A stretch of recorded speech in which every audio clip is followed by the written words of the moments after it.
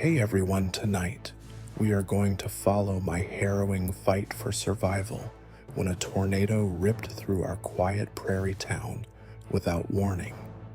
So before we get started, please take a moment to like the video and subscribe to the channel so I can keep making better videos. Now enjoy a cup of hot tea and let's embark on this journey together tonight. The morning had dawned like any other in Clearwater Prairie, golden sun slanting over rolling fields, the scent of damp hay mixing with fresh coffee brewing on my kitchen stove. I remember leaning against the doorframe, cradling my mug, and watching cattle graze beyond the split-rail fence while the wind whispered through the tall grasses. June.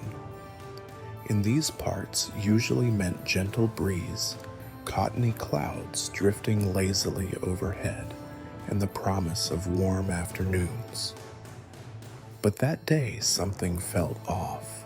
Underneath the calm surface of routine, a low hum vibrated through the air as if the land itself were holding its breath.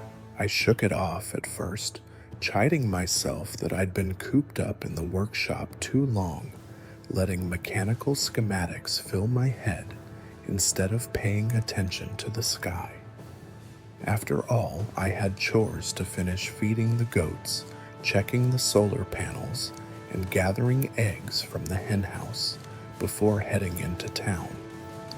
By 9, I'd already knocked out half my to-do list and was looking forward to a quiet afternoon of paperwork in the porch swing. That's when I noticed the horizon darkening, not with typical cumulus clouds, but a broad smoky band stretching from east to west, like an ink spill creeping across a sheet. At first glance, I thought someone had set brush on fire miles outside town. But as I squinted, my heart quickened.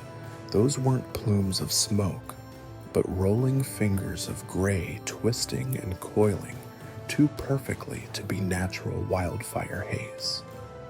There was no smell of burning wood, only an oppressive heaviness, the kind that presses on your chest and warps sound. I took another sip of my coffee, and the mug rattled faintly in my hand, the echo of distant thunder reverberating through the earth. No storm this early, I thought, but the tone of the distant rumble was too insistent, too guttural. I put down the mug and walked to the edge of our yard, where the wind tugged at my hair as if it had something to say. Across the street, old Mrs. Jensen stepped out onto her porch in faded slippers, her knitting needles clacking together as she paused to gaze skyward. Even she looked worried. A group of kids on bicycles slowed their pedaling, shading their eyes and craning their necks. My neighbor Ron backed his truck into the driveway, leaving the engine running as if ready to bolt at a moment's notice. A dog barked somewhere down the lane, sharp and urgent, cutting through the usual mid-morning calm. I watched its silhouette race back toward a farmhouse, the silhouette of its master barely visible in the doorway. Something was coming, and it wasn't any storm we'd ever seen.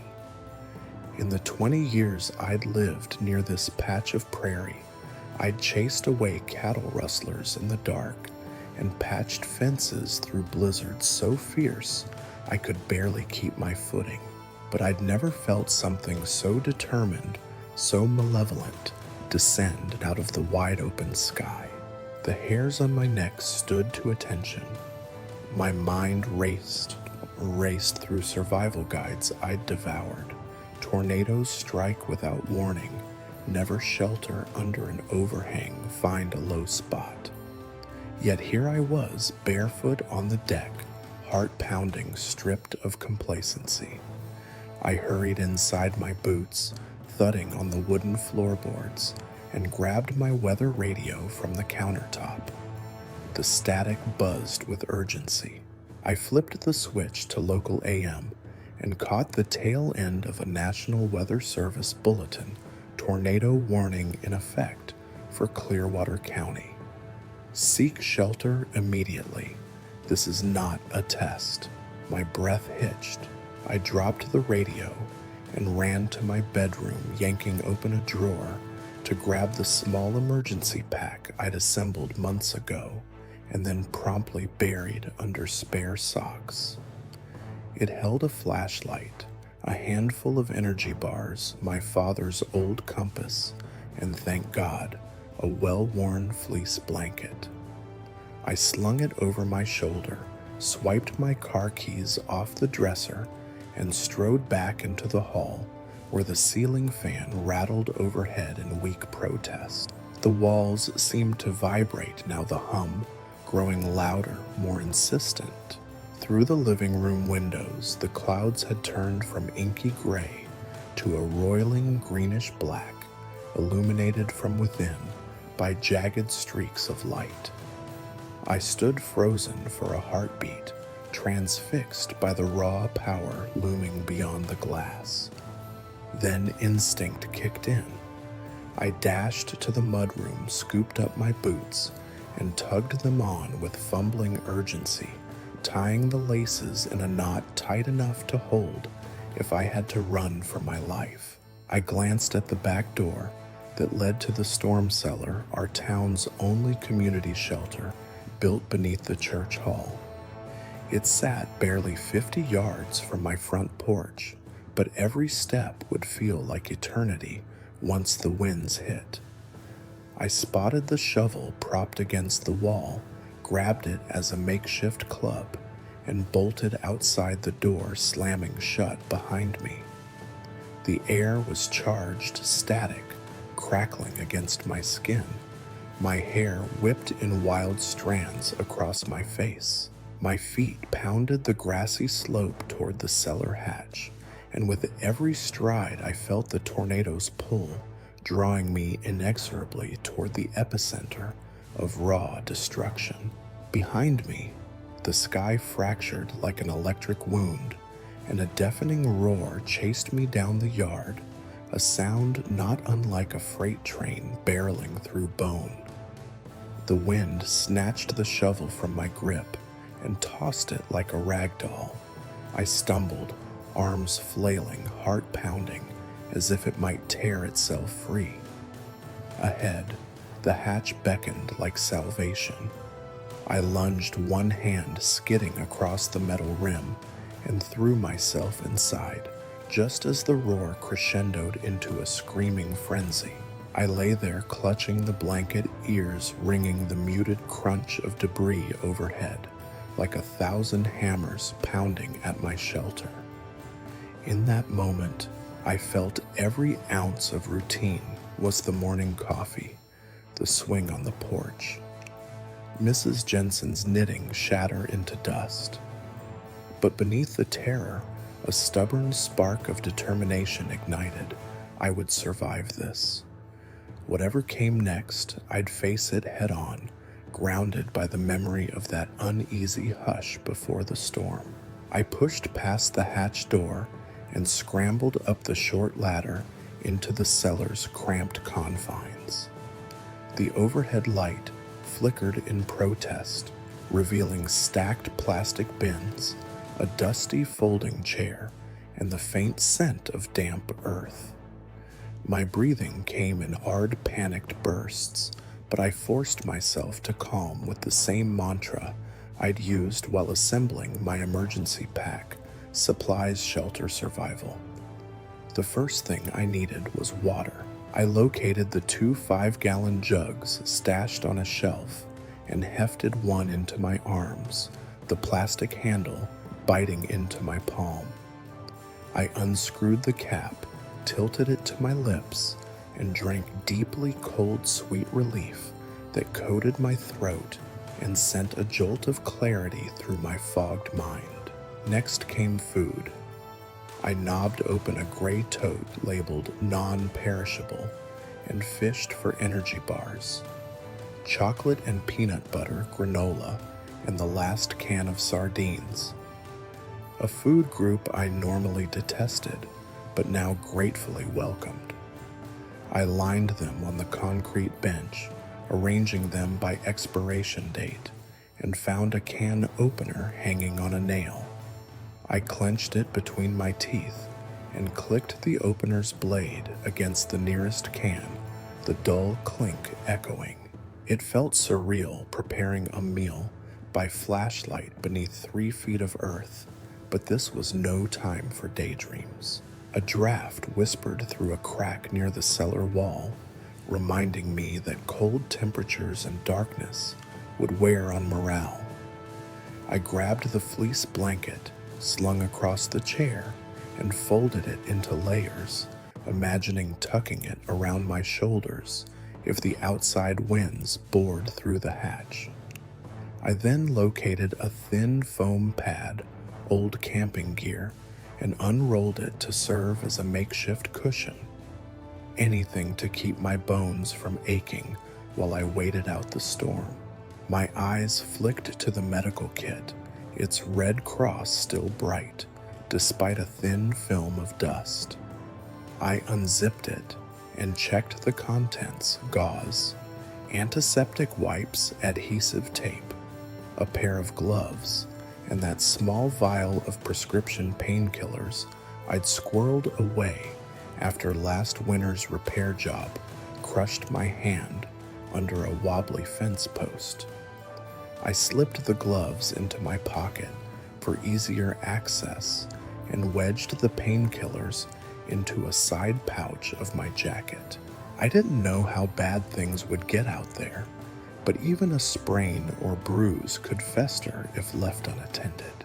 I turned to the corner where a lantern sat atop a coil of extension cord. The glass was clouded, but I twisted the knob until it clicked, and the yellow glow filled the narrow room. For a moment, the flickering flame of the mantle looked almost like a campfire in the woods, a semblance of comfort. I set it on the bench and checked the batteries in my headlamp, switching it on and off to verify its brightness. Even with the lantern, my headlamp would be vital if the power failed here too. The final most critical prep lay beyond these bins, my livestock. I'd left the goats and chickens scattered around the yard when I dashed for cover. If the tornado ripped through like I feared, they'd be at the mercy of flying debris. But I had no time to rescue them now. The winds were already shaking the hatch, rattling the rusted latch as though impatient. I clenched my jaw, weighing the risk. I knew I couldn't afford to lose them. They were my responsibility, my connection to normalcy and sustenance. Grabbing my radio again, I tuned back to the weather channel. The announcer's voice was clipped breathless. Officials report indicator readings beyond EF3 strength. Tornado has crossed Highway 81 and now moving east at 40 miles per hour. Do not attempt to outrun Seek underground shelter immediately. Static hissed like burning coals, but the message was clear. Stay put. I rubbed my temples and exhaled. Thoughts of the porch swing and my workshop melted away, replaced by the heavy realization that this was the moment between life and oblivion. I hefted the second water jug and carried it to the hatch, planning to secure both before anything else. My shoulders strained under the weight as I climbed the ladder again, the beam of my headlamp cutting through the swirling dust motes that drifted below. Above ground, the world was grotesquely transformed. The wind roared like a freight train's whistle, and the stench of ozone mingled with earth moved by furious gusts. I slammed the hatch closed, then braced my back against it and locked the latch. Every bolt in the cellar creaked in response, and I dared a glance through the narrow slits at ankle height. Mud and hay spun past like frantic dancers, and I caught the flash of something metallic, maybe part of Ron's toolbox, hurtling in an arc. I stumbled back toward the supplies and yanked the tarp from its hook. It was heavy, water-resistant canvas I'd never used, meant for covering farm equipment. I draped it over the bench to shield my stockpile from the dust and splinters driven in by air pressure.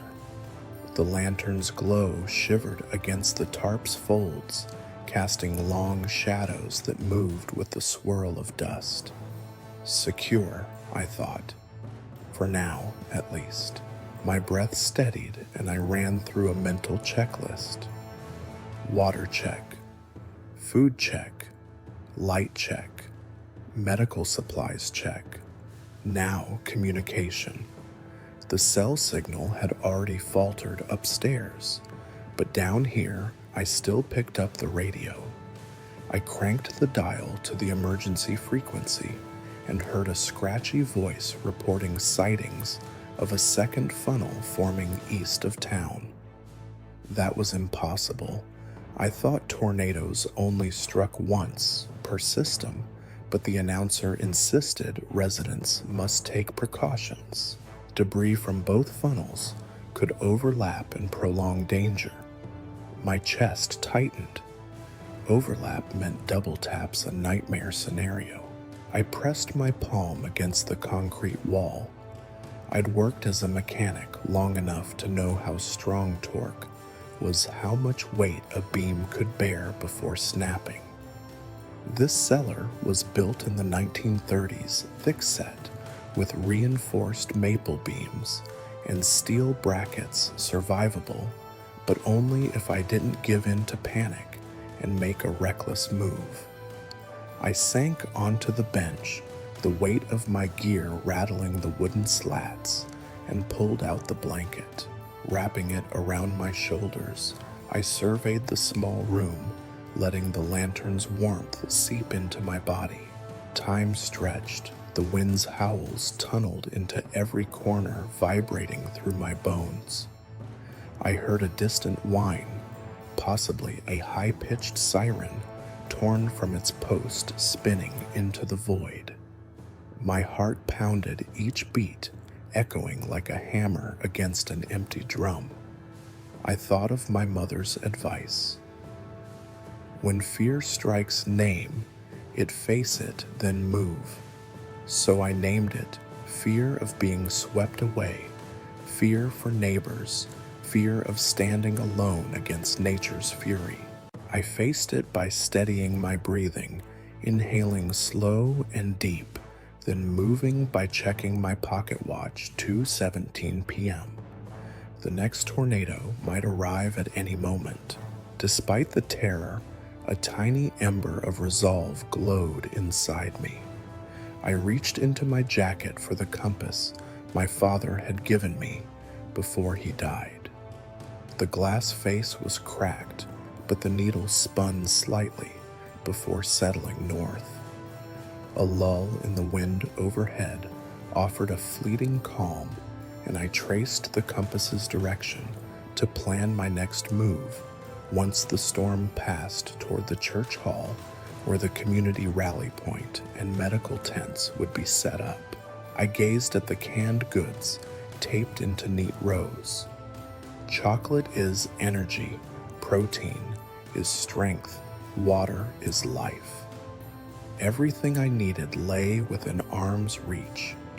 The tornado might tear through my home, crumble barns, uproot trees, but here in this unassuming cellar, life continued. The moment may slip by in fear, but I refused to let it slip without preparation.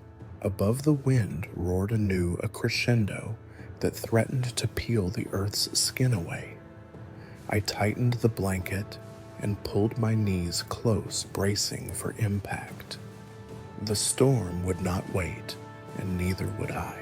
The roar above tapered into a relentless grind, and for a single breathless moment, I sensed movement just beyond the hatch's narrow slits, a shifting shadow that shouldn't be there. I pressed my eye to the opening as the lantern's glow trembled behind me, revealing a glimpse of chaos, a vast churning wall of debris swirling like a malignant tide across the fields. It wasn't the classic funnel shape I'd studied in textbooks, but a rolling column of wood splinters, twisted metal, and torn insulation that stretched wider than any grain silo. Its edges crawled toward the town's outskirts, obliterating fence posts and hurling fragments of rooftops into its maw. My heart thundered. The debris wall wasn't stationary. It advanced with bone-rattling speed, its base leveling corn stalks in a flat sweep, leaving rows of broken stems that pointed toward the horizon like pleading hands. Through the thick blur of dust, I could just make out the guttural roar of metal twisting a sound so alien it set every nerve on fire. I backed away from the slits and sank onto the edge of the bench, trying to steady myself against a fit of vertigo. The cellar ladder rattled as if the entire ground were vibrating under the tornado's weight. I rummaged for my notebook and pen, the small duct-taped journal I carried for mechanical schematics and a now emergency sketches. Scribbling quickly, by lantern light, I sketched the wall's profile, flat on top, bulging in the center, trailing tendrils of mist and dust. Not a funnel, but a living, breathing entity that devoured anything in its path. My fingers trembled, smudging the ink as I labeled the diagram, "Debris Wall New Tornado Behavior." If the meteorologists hadn't predicted it, I'd be the first to testify to what I was seeing. The wind's howl modulated into a low rumble, almost conversational, as if the storm itself were speaking in tongues. A loose can clinked somewhere above, sliding across wooden joists with every gust. I pictured that wall barreling toward the church hall, toward Mrs. Jensen's garden, toward every shaking roof and blinking porch light in town. If I didn't figure out its path, its speed, its width, I risked being cut off from the community shelter and any hope of rescue coordination. Tucking the notebook into my jacket, I reached for my phone, useless for voice calls, but sometimes, when I held it just right against the concrete wall, I could hard press my thumb onto the glass and feel a faint buzz of signal. I nestled it against the cool stone and tapped the emergency alert app. The screen flickered 3 bars and a spinning wheel. I held my breath as the loading icon blinked, praying for a text update or GPS ping. A moment later, a single message popped up, "Debris wall confirmed. Curve toward Main Street. Evacuation west of El Marid. Seek immediate shelter." It was from the county's EOC. No sender name, but it was enough. Main Street curved like a crescent moon through town, and Elm Road cut perpendicular toward the grain elevator. If the debris wall was veering along that path, the church hall lay almost due west, my intended destination if I could escape once the hatch reopened. I traced the approximate vector on the notebook's margin, estimating distance about half a mile, as the crow flies maybe double on foot. But with roads blocked by fallen trees and power lines sagging like wounded beasts, I'd have to navigate through backyards and alleyways. A fresh gust rattled the hatch so hard I thought it might tear free. My boots thudded as I climbed the ladder again, headlamp stabbing through the gloom. The tornado's debris struck the earth in cycles, ghastly thumps, then unsettling silences, then another barrage. Outside, through the slits, I watched shingles and siding tangle in the wind like scraps of paper. My stomach knotted. Calculations swirled in my head. How long before the wall passed my property line? How much time to reach safety once it did? I pried open the hatch and inhaled the rancid, heavy air. The ground quivered underfoot as I emerged into a bleached halfway world. The wind pinned me in place, pushing against my chest like a living force. I angled my body sideways, planting my feet wide for balance. The debris wall loomed behind me, its base a seething mass of mud-caked wood and torn upholstery. Farther up, the wind whipped shredded insulation overhead, glowing like ash in twilight. The sky had turned a nauseating green-gray, an unnatural hue that sent adrenaline flooding through my veins. My boots sank into freshly churned earth. I aimed for the trees at the corner of my property, oaks and cottonwoods that might offer minimal obstacle if I ducked low. But before I could take more than a step, a staccato of splintering wood roared behind me. I whipped around to see my neighbor's fence disintegrate, each board ripping free and spinning like grim projectiles. One splintered crossbeam struck the ground inches from my heel, sending a plume of dust spiraling into the air. I jumped clear, my heart in my throat, and sprinted eastward along the house foundation, using it as a windbreak. Each footstep was agony.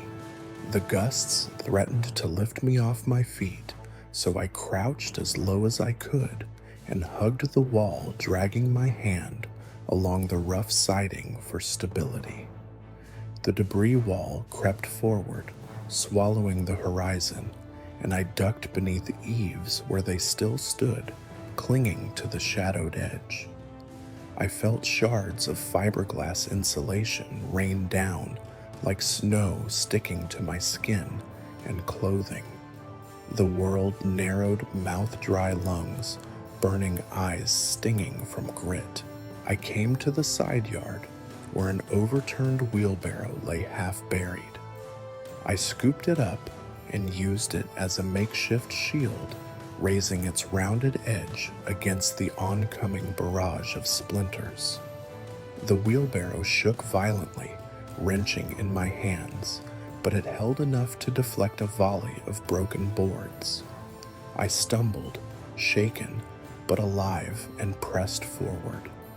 The debris wall's leading edge peeled away the earth, revealing torn grass roots and heaved walnuts that popped like pistols in the wind. I reached the trees and dashed beneath their canopy, chest heaving as I crouched behind a broad trunk.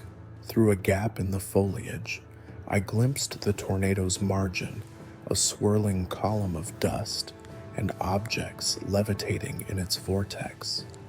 It seemed to pause a heartbeat, then surged forward again, a living beast seeking more to devour.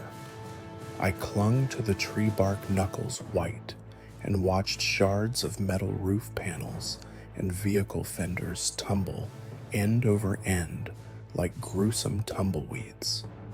The wind snatched at my hair, carrying the scent of scorched ozone and torn drywall. I had to keep moving. The shelter in the church hall would be safer than this worn oak, though the path would be perilous. I scanned the ground for a clear route, a narrow gap between two leaning fence posts that could lead me onto my neighbor's side yard. I waited for the next whisper of calm, a lull that always precedes another onslaught, and bolted, ducking my head and squeezing through. My lungs burned with each breath of dusted air, and stones crunched under my boots. I glimpsed the silo on Elm Road in the distance, still intact, but ominously close to the debris wall's edge. Behind me, the wall advanced its noise, now a dull roar like a distant waterfall. I darted toward the open field beyond, where I'd once raced my younger brother on his dirt bike. Memories of laughter and youthful bravado flickered in my mind, fueling my steps. The ground leveled out, offering no cover, but also no obstacles. I tightened my grip on the wheelbarrow shield and squared my shoulders ready for the final sprint before the debris wall overtook me. Wind whipped around me, tugging at my jacket, flinging clumps of mud. I focused on the opposite edge of the field, where I could try to slip past the tornado's flank. Each stride was a battle, every muscle screaming as I fought against the invisible hands pushing me back. The wheelbarrow did its job deflecting shards of glass and wood, but I could feel its weight pulling me down. A shard of metal grazed my forearm, tearing through cloth and drawing a hot line of pain. I clenched my teeth and kept running. This was no ordinary escape. It was a gauntlet. My mind raced. If I reached the old irrigation ditch just ahead, I could hunker low below ground level and let the winds pass overhead.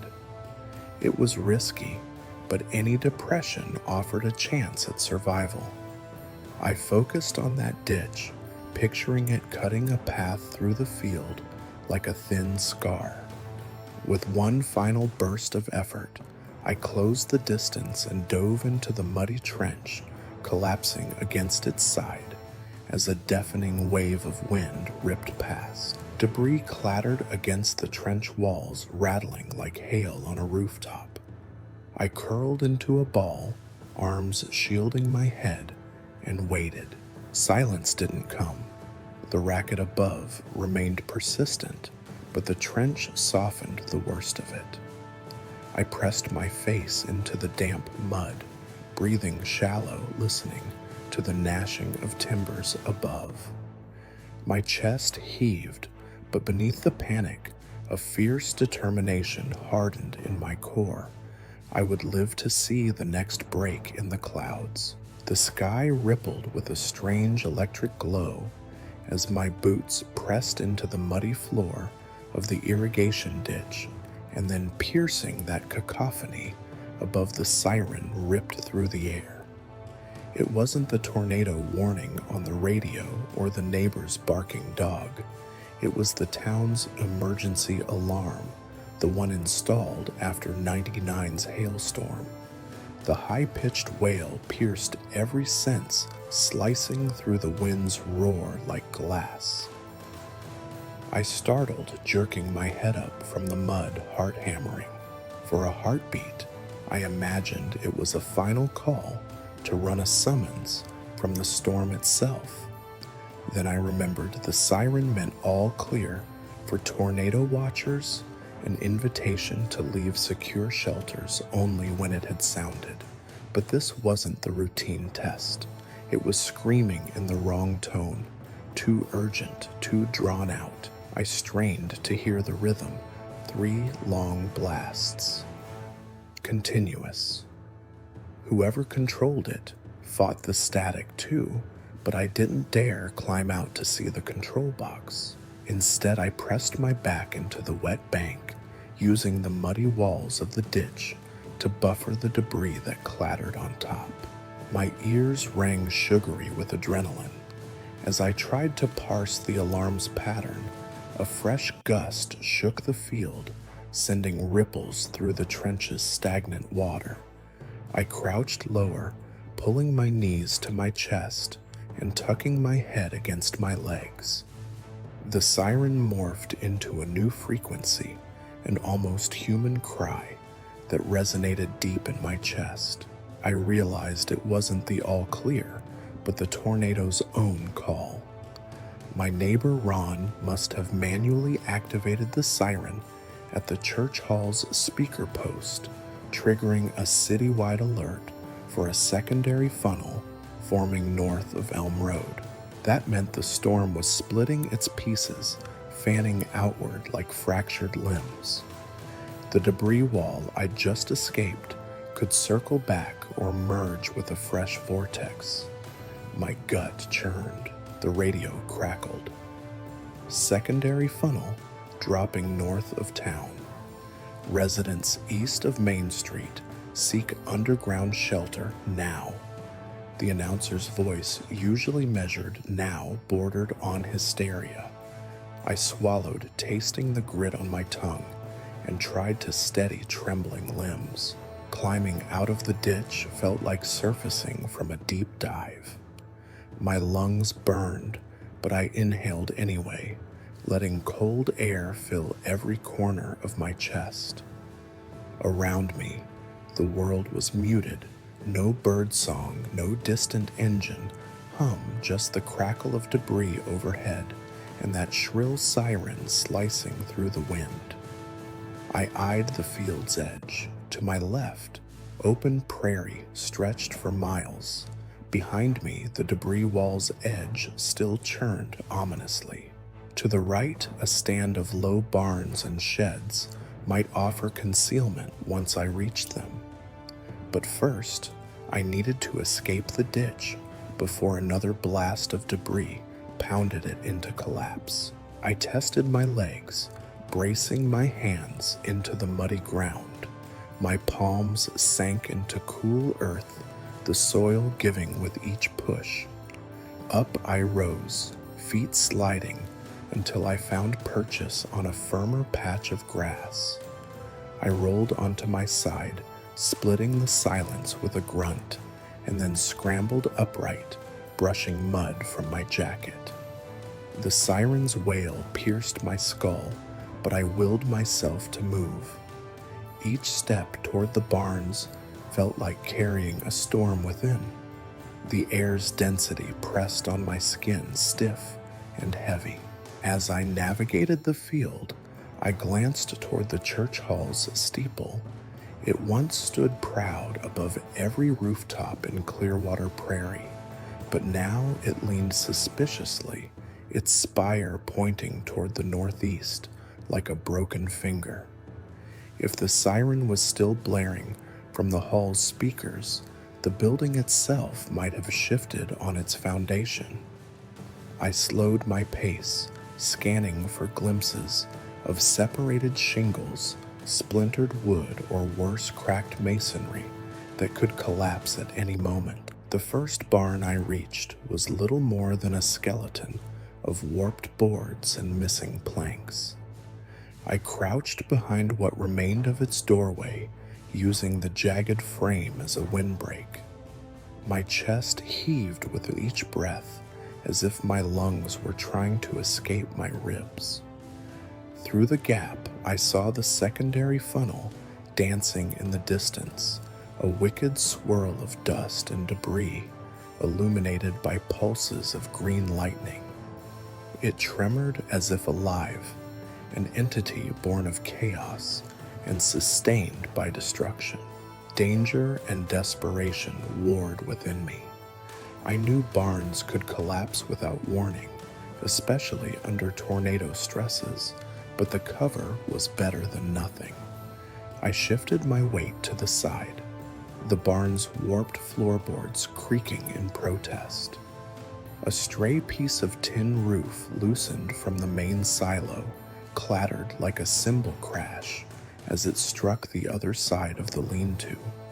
I flinched, sweat beading on my forehead, despite the cool air, and slid along the wall deeper into the barn's shadow. Inside, broken tools and rusted machinery drumbeated in the wind, creating a hollow symphony that echoed off skeletal beams.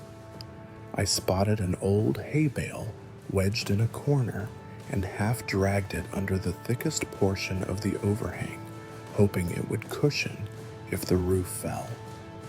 I pressed my back against a reinforced post, damp and solid, and wrapped my arms around my knees. The siren's wail persisted, morphing into a stutter, as the operator may have been trying different patterns. Each cycle felt like a heartbeat counting down to something. Minutes passed like hours. The barn groaned under abrupt pressure, changes the air inside falling and rising as shockwaves passed through the walls. I could feel the barn's timbers flex, bending under forces invisible yet omnipresent. I closed my eyes, listening to the creaks and cracks willing the structure to hold. My teeth ground with the effort of keeping calm. I pictured the safety manuals I'd studied, the step-by-step advice drilled into me. Stay low, protect your head, avoid doorways and windows. Then a sudden hush. The siren cut off mid-blast, leaving only the wind's mournful wail. I cracked an eye open. The secondary funnel's base dipped, momentarily stalled, and then surged forward. I tensed, expecting the barn to tear apart at any second, but it didn't collapse. Instead, I felt a gentle vibration under my feet as debris swept overhead, muffled by the barn's partial shelter. Small bits of straw floated down like snow, and I noticed a beam above me had shifted slightly, but was still intact. A flush of relief warmed my chest, but I kept breathing, shallow eyes flicking between possible exits. The lull gave me a narrow window. I needed to move. If the funnel shifted back, this flimsy refuge would shred me alive. Drawing a slow breath, I pushed away from the post and eased toward the barn's opening. Every step was deliberate, measured against the barn's creaks. Outside, the world looked as if it had been scrubbed clean of detail, roofs stripped bare, fields marred with gouges, scattered boards pinned into the earth like broken arrows. I dashed from the barn's shadow, keeping low, and ran toward the next outbuilding, a sturdier grain silo with metal cladding. Its cylindrical walls stood unscathed, perhaps more wind-resistant than wood. The path was perilous. I had to sprint across a 10-foot stretch of open ground with nothing to shield me. I waited for the funnel's next pause, gauged its rotation, and then bolted, arms wrapped around my makeshift wheelbarrow shield. My feet slammed into the ground, heart hammering, and I cleared the open space in 3 strides, skidding on detritus as I reached the silo's base. I dropped to one knee and pressed my cheek against the cool steel. It hummed softly, vibrating with the storm's energy. Above the funnel's edge, whipped past a ribbon of dust and debris that blurred in the lowering light. I tucked behind the silo, wrapping both arms around my head to protect against ricocheting shards. The siren had ceased, but the storm's drums continued beating a relentless rhythm on metal and earth. The silo shuddered overhead as wooden planks and small metal pieces struck its side, sounding like hailstones on a tin roof. I closed my eyes, letting the vibrations travel through me, not as fear this time, but as a reminder that I was still here, grounded against impossible odds. I whispered a vow to keep moving when the storm relented to reach the church hall's subterranean safety before anything else changed. And above all, to survive. I stayed pressed against the cool curve of the grain silo until the tremors of debris impact eased to a distant rumble. The funnel's edge had passed, but I knew the worst was never truly over until I reached solid ground and used cover not just to survive, but to breathe again. I took a shuddering breath, tasting the metallic tang of dust in my mouth, and surveyed the battered landscape. My goal lay just beyond the angle of broken fence posts, a small copse of elm and ash trees that had always stood sentinel at the edge of my property. Their trunks were thick and twisty, their roots knotted in the loam enough to shield me from the worst of the wind. I rose carefully, one hand still pressed against the silo for balance, and peered at the open field between me and the tree line.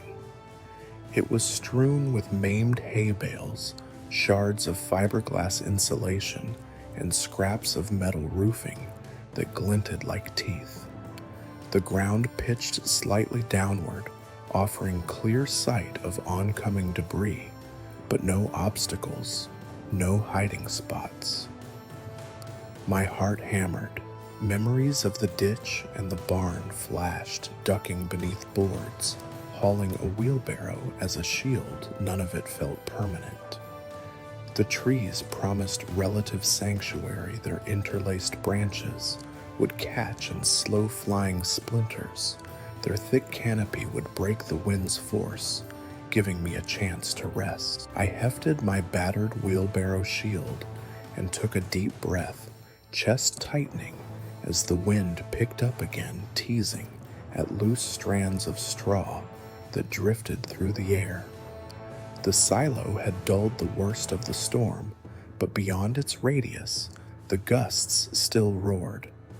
I crouched shoulders low and tested the soil underfoot, soft but firm enough for a running start. Then I bolted, launching myself into the gale. Every muscle screamed.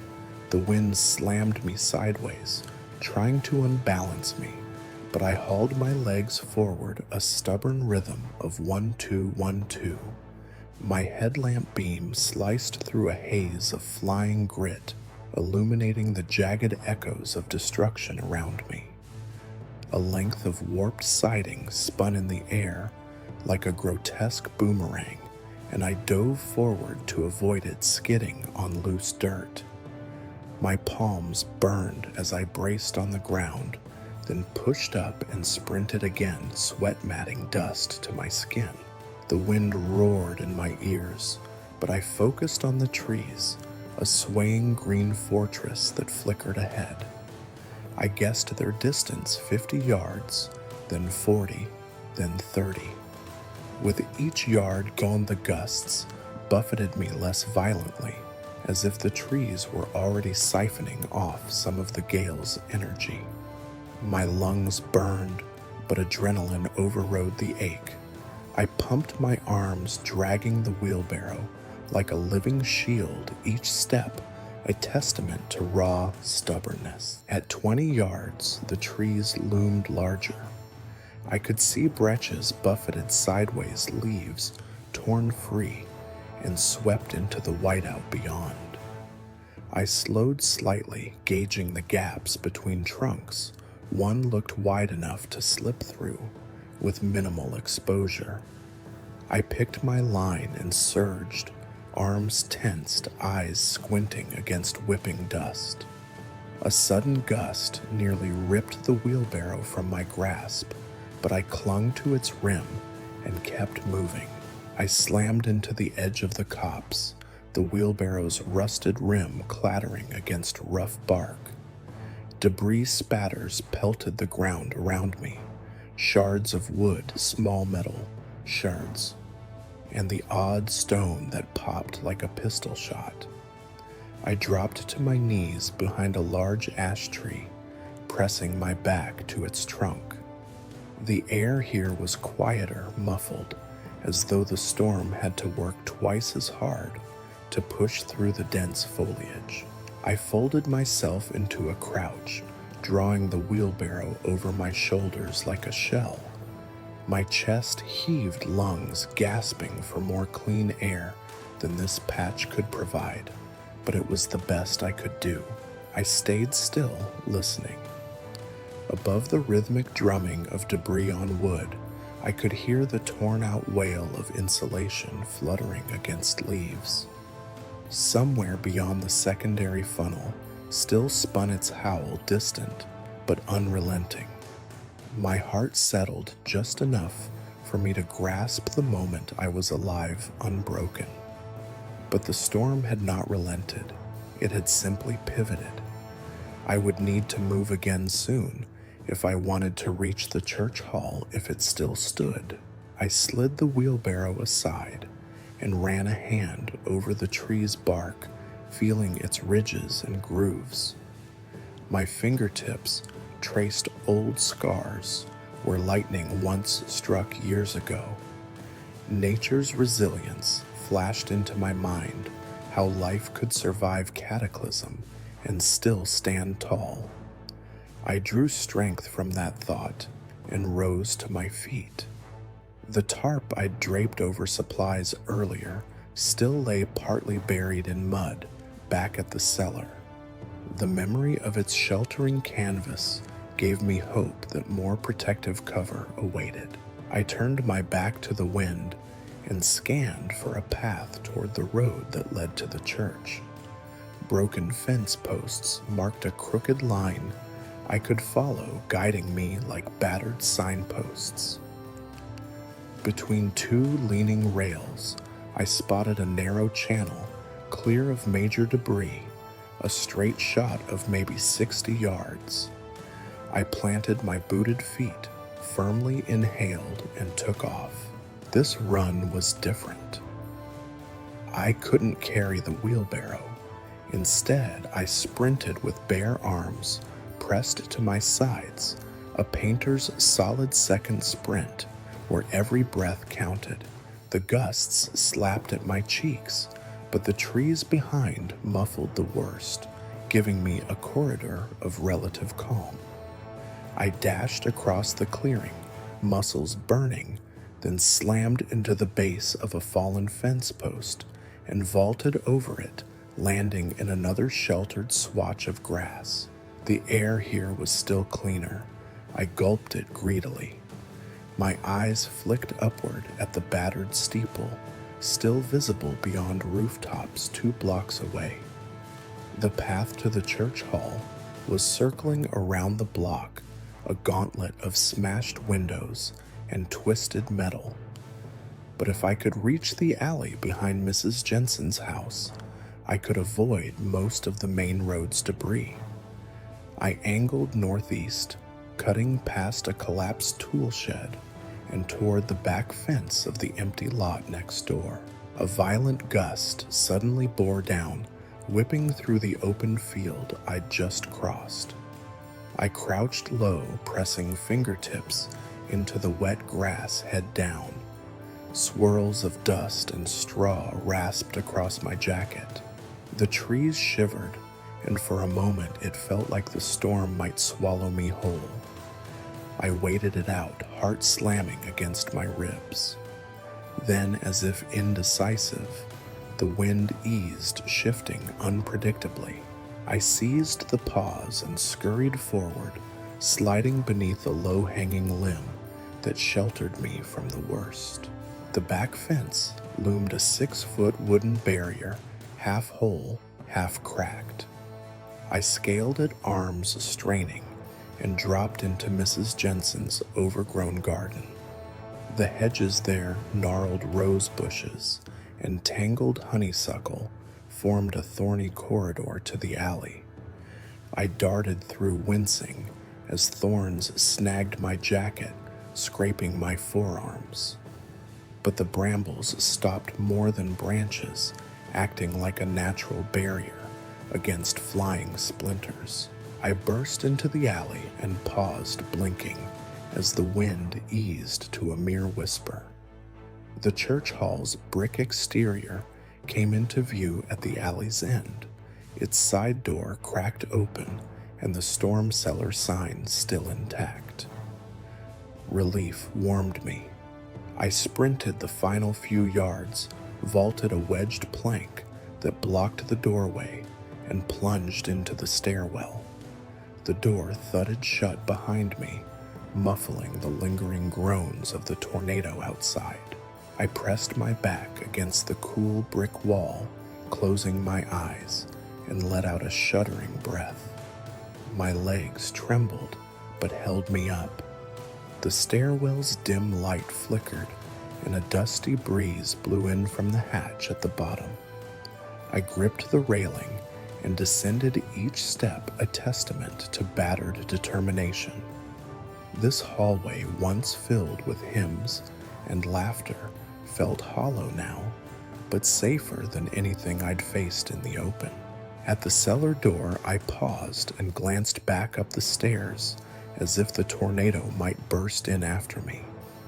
Satisfied it held, I unlocked the hatch and slid it open. The wind inside here had slowed to a muted echo of its former roar.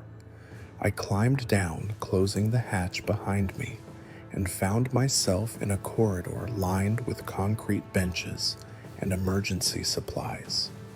Other townsfolk faces, drawn clothing tattered, sat pressed against the walls.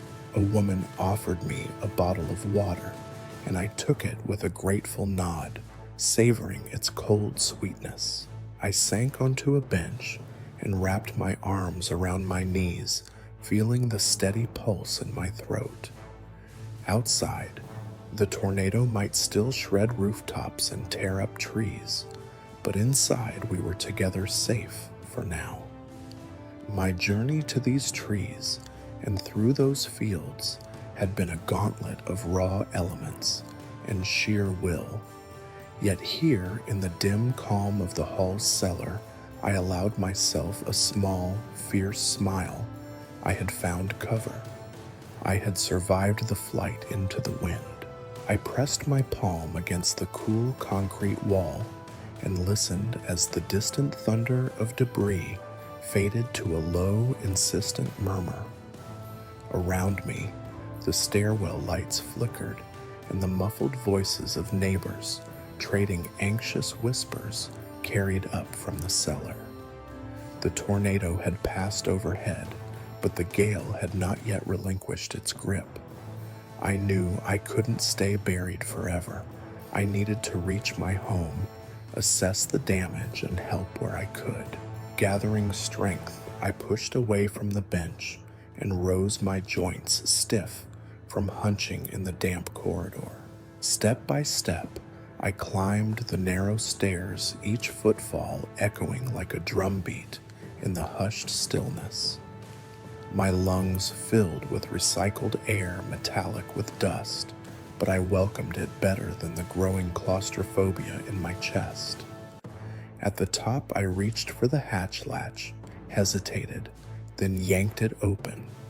A blast of raw wind gusted down the stairwell, rattling the hatch like a seized steel door. I braced my shoulder against the frame and forced it wider, the wind flaring my jacket open like a sail. Emerging onto the back porch of the church hall, I was engulfed by the full fury of the prairie's unyielding gale. It tore at my hair, shrieked through broken windows, and whipped up dust that stung my eyes. The ground beneath me trembled with each gust, as if the earth itself was shuddering in fear. I pressed my body low, gripping the rotten railing with both hands, knuckles white against the splintered wood. The world looked inverted clouds scudded past in a chaotic blur, and debris danced in spirals around the battered building. I had to fight forward. Keeping my head down, I leaned into the wind, planting each foot carefully against the cracked concrete. My boots slipped on rain-slick patches, so I stabilized myself with the railing, one hand dragging across rusted bolts. The gale's howl filled every sense. I could no longer hear my own breath. Instinct told me to stay put until total calm returned, but images of my overturned wheelbarrow, scattered supplies, and vulnerable neighbors in need of aid drove me onward. I released the railing and zigzagged toward the alley that led to Main Street. Every few steps, the wind flung me sideways, and I staggered, arms windmilling to regain balance. My heart pounded so loudly, I feared it might burst my ribs. A sheet of tin roofing, likely peeled from a nearby shed, sliced past my shoulder, clipped by the wind, and clanged to the ground yards away. The sound was sharp enough to have the gale's roar in my ears. I ducked reflexively, praying none of those flying blades found purchase in flesh or bone. Halfway down the alley, the wind lessened in staccato lulls that offered fleeting respite. I seized those moments to push forward, then hunkered again when the next blast tore through, ripping at clothing and splintering wooden boards overhead. Loose signage from the bakery at the corner whipped past like a wounded bird. I lunged past it, arms covering my head, and scrambled over a fallen trash bin. The gale showed no mercy. I felt its fingertips wrap around my ankles, tugging me toward the ground. Twice I nearly fell, catching myself on jagged pieces of broken brick mortar. My palms cut open on rough edges, blood mingling with grit, but I barely noticed pain was secondary to momentum. I forced my legs to move each step, a victory against the storm's relentless push. Main Street came into view, shattered glass embedded in asphalt like cruel confetti telephone wires sagging almost to the pavement. A battered vehicle, once my neighbor's pickup, was wedged against a light pole, its doors twisted open. I skirted around it, dipping behind its rusted side panel for a measure of cover the wind couldn't fully penetrate. Here, the gale shifted direction, slicing across the street in razor-sharp bursts. I pressed myself flat against the truck's dented door, flattening my body, so only my booted feet and arms were exposed. Loose insulation and cardboard scraps rattled against the metal, and I held my breath until the squall passed. When the wind backed off for good, I pushed away from the truck and jogged the final few yards to the church hall's front door. The entrance canopy had collapsed, its support beams splintered under the strain of wind-driven debris. I ducked beneath the dangling boards, limbs still shaking from the gust's assault, and fumbled for the door handle. It turned with a groan, revealing the hall's vestibule walls smeared with mud hymnals strewn across the floor and glass shards glinting like broken stars. Inside, the air was still thick with the scent of damp wood and ozone. I slipped off my hat, brushing dust from my hair, and peered down the long corridor toward the sanctuary. Flickers of emergency lights threw jagged shadows across upended pews and a pulpit carelessly pitched to the side.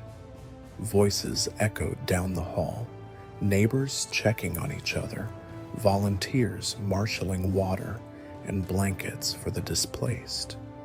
The calmness contrasted sharply with the relentless winds outside. I took a moment to gather myself.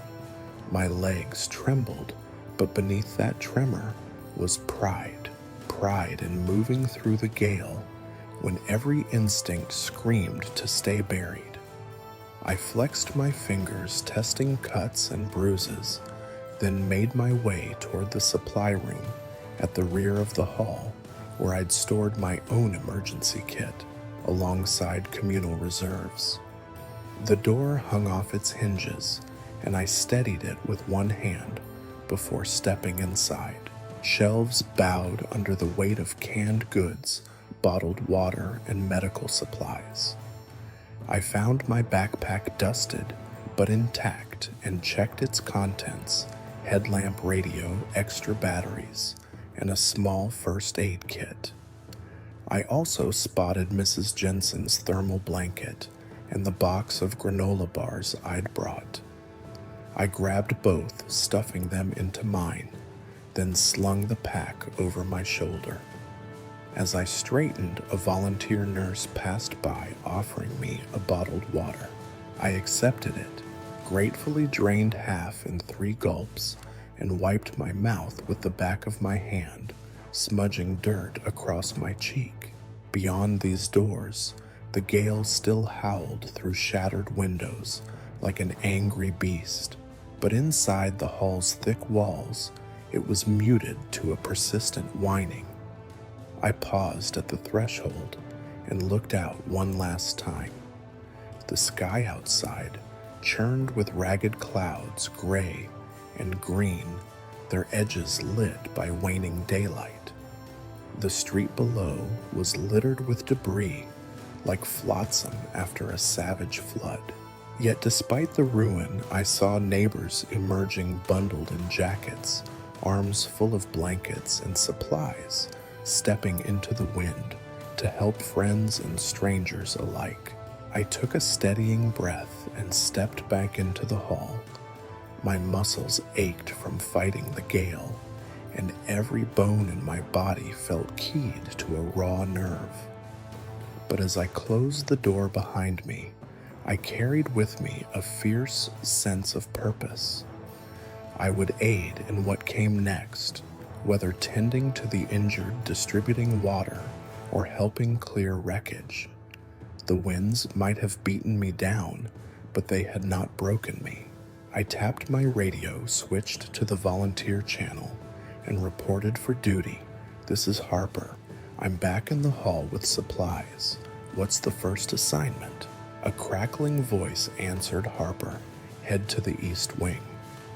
We have 3 injured on stretchers and need bandages and warm blankets." "On my way," I replied, shouldering my pack. And with that, I stepped into the hall's glow, ready to face the next challenge, with the same stubborn resolve that had seen me through the gale's unrelenting assault. I departed the supply room with my pack snug against my back, lantern swinging from one hand as I followed the corridor's bend toward the east wing. The sanctuary's broken stained glass windows had been boarded over with plywood, but the makeshift covers rattled with each gust that seeped through cracks, a persistent reminder that the storm was not yet done. As I stepped into the first aid area, a long row of cots lined with blankets, I could see the volunteers tending to cuts and bruises, faces pale from shock and exertion. I knelt beside a young man whose forearm was lacerated, smeared with dirt and blood, and handed him clean gauze. His eyes flickered gratitude before he winced at the pressure of the bandage. Behind me, the hall's front doors flung open with a bang as a sudden burst of wind forced its way in, carrying with it a cascade of detritus chips of wood, shards of glass, and fragments of metal roofing. The debris storm had shifted its path and now funneled directly through the church's entrance, rattling the remaining glass panes in the transom above. Volunteers flinched. I felt a splinter zip past my ear, embedding itself in the concrete floor with a sharp ping. Instinctively, I raised my free arm to shield the injured man beside me, then pivoted to peer down the hallway. The East Wing's hallway was exposed in places where windows had shattered completely, and through those gaps I could see the prairie wind flinging objects in horizontal arcs, a grotesque hailstorm of human refuse. Sections of siding the size of dinner plates whipped past in blurry flashes. A battered bicycle chain clanked against a pew. It was as if the tornado's ripple had extended into our sanctuary, transforming a place of refuge into another gauntlet of danger. The volunteer nurse next to me hissed, "Close the door." She sprinted toward the supply closet. I followed, dumping the lantern on a nearby cot and turning to shove against the heavy wooden door. Dust-choked air billowed inside, and the latch groaned. Together we slammed it shut, jamming a side table beneath the handle for extra support. The hallway beyond went silent for a heartbeat, then resumed its furious clamor as debris pounded the wood with wild indifference. I turned back to the cot and helped the nurse steady the man's arm. His breathing was uneven, the throb of pain evident in every shallow gasp. I snapped on gloves and soaked a washcloth in antiseptic solution, dabbing at the wound to clear away grit before reapplying fresh gauze.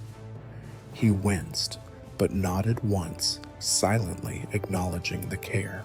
"We should move him farther inward," I said. "The next blast could breach this door."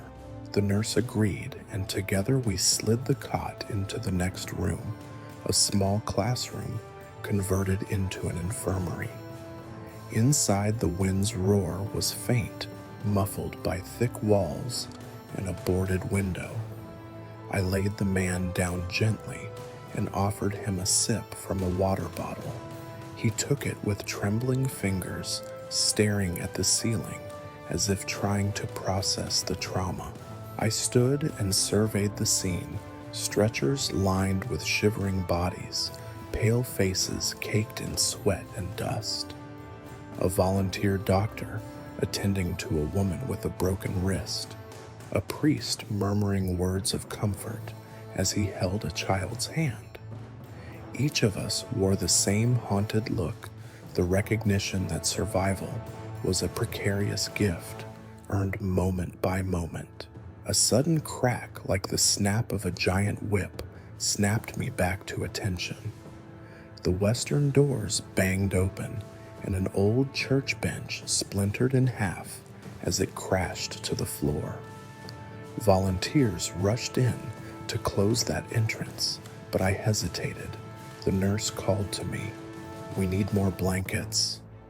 I grabbed the thermal blanket I'd stuffed in my pack and bolted toward the storage shelves at the room's back.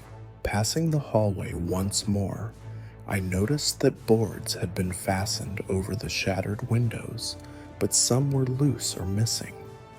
Through the gaps, I watched the debris barrage continue unabated, like a river of destruction flowing past our walls. I counted pieces, broken roof tiles ripped apart, insulation bats, a mangled garden hose, and even fragments of a plastic picnic table. Each object thundered and ricocheted off the walls and fragmented again smaller splinters that danced through the air like metallic snow. My lungs ached from the effort of breathing in filtered air. Every inhalation tasted of rust and splinters. Sweat beaded on my brow, stinging as it mixed with grime. Yet despite the chaos, volunteer faces held steady resolve, moving swiftly, closing doors, treating wounds, calming frightened children huddled under blankets. I allowed myself a momentary swell of pride in our collective refusal to yield. I reached the supply shelves and rifled through boxes until I found a stack of gray fleece blankets. Pulling two free, I shook them open to test their thickness and warmth. Then I turned to head back, tucking one blanket beneath my arm and the other over my shoulder. At that moment, a heavier object, perhaps a length of metal, flashing, came hurtling through the hallway at chest height. I didn't have time to duck. It struck me full on, knocking me sideways into the wall with a bone-jarring smack. Stars exploded across my vision, and I crumpled to one knee, the blankets tumbling from my grasp.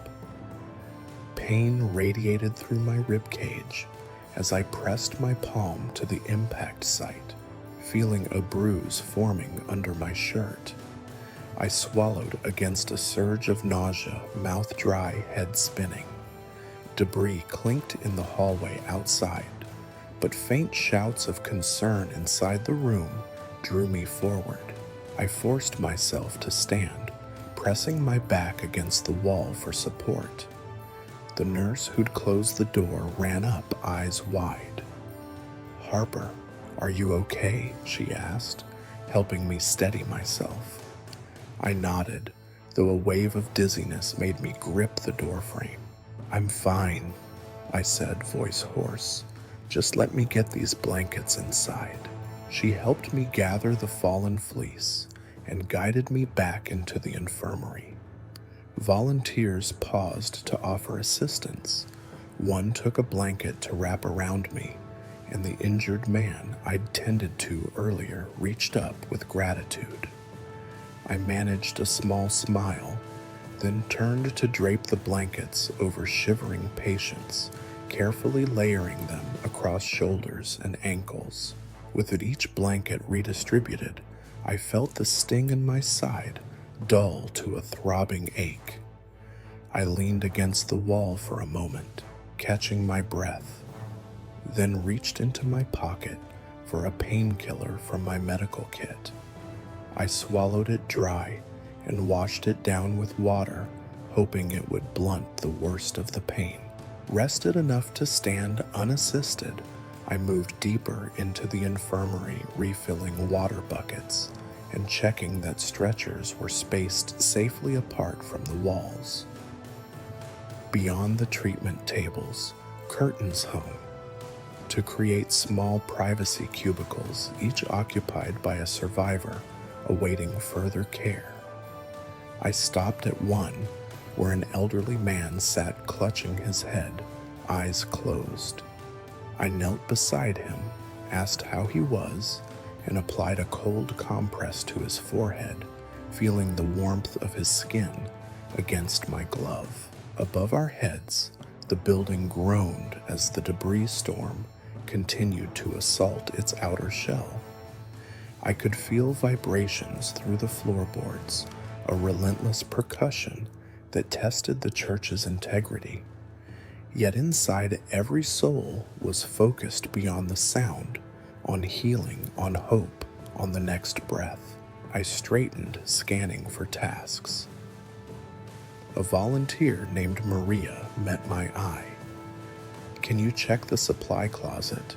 We need more bandages and antiseptic." I nodded and left the infirmary, making sure to duck the loose door at the end of the hall before stepping into the hallway's relative safety. The closet door was blocked by a fallen bench, so I hoisted it aside and crawled inside, following the staccato rhythm of debris hits as a perverse drumbeat. Inside, shelves stood stocked with boxes labeled first aid, water blankets, and food rations. I grabbed antiseptic wipes, rolls of gauze, and a fresh box of gloves, then turned to leave, only to have a sudden blast thrust a cloud of dust into the small space. I coughed and covered my mouth with my elbow, forcing my eyes open. When the dust has settled, I saw a momentary patch of sunlight streaming through a hole in the board, covering the cracked window. It was the first time I'd seen direct light since the storm began, a stark beam cutting through gloom. I tilted my head toward it for fractal seconds, savoring warmth as it splashed onto my face, then turned back to the supplies and tucked them into my backpack's side pockets. Exiting the closet, I paused to brush soot from my shirt. Another volunteer stepped forward with a clipboard. "Harper Triage has 5 more injuries coming in from the north end. They'll need stretchers and basic treatment." I glanced at the battered hallway where debris still rattled the boarded windows. on it. I strode back toward the infirmary, resolving that every bandage I applied, every water bottle I handed out, would be a small victory over the chaos beyond. The tornado's debris barrage might continue to rain down its threats, but here within these walls, we were rising to meet it, one life saved at a time. I moved through the infirmary in a blur of motion, passing stretchers and clusters of volunteers, and carried fresh dressings and water to the victims streaming in from the north. But even as I patched cuts and passed out blankets, my mind drifted back to the farm, the place I'd fled to moments before the tornado's full fury hit. I needed to return there, if only to secure what remained of my home and livestock. The church hall was a haven, but I couldn't abandon my responsibilities once the worst had passed. As soon as the flow of incoming casualties slowed, I slipped away from the medical wing, slung my pack over one shoulder, and headed toward the back entrance. Outside, the world looked different. The secondary funnel had torn off, leaving ragged clouds drifting low across flattened fields. A brittle wind still ran through the alley, rattling the plywood that covered shattered windows. I braced against the doorframe, inhaled the dusty air, and set off toward the lane that led home. The street was strewn with wreckage chunks of barn siding, warped fencing, and splintered timbers gathered in twisted heaps. My heart clenched at the sight of a goat hutch crushed beneath a fallen beam. I skirted the debris, calling softly for my goats, but only silence answered. My mind raced, picturing them caught under broken boards or lost in the open prairie. I rounded the church's east corner and descended toward the open expanse where my land began. A shocked hush settled over the valley of flattened wheat and snapped trees. The farmhouse itself stood battered but upright, its roof missing shingles and a gaping hole above the loft window. I sprinted across the yard, boots slapping against sodden ground, stopping only once to right my wheelbarrow shield and tuck it under my arm.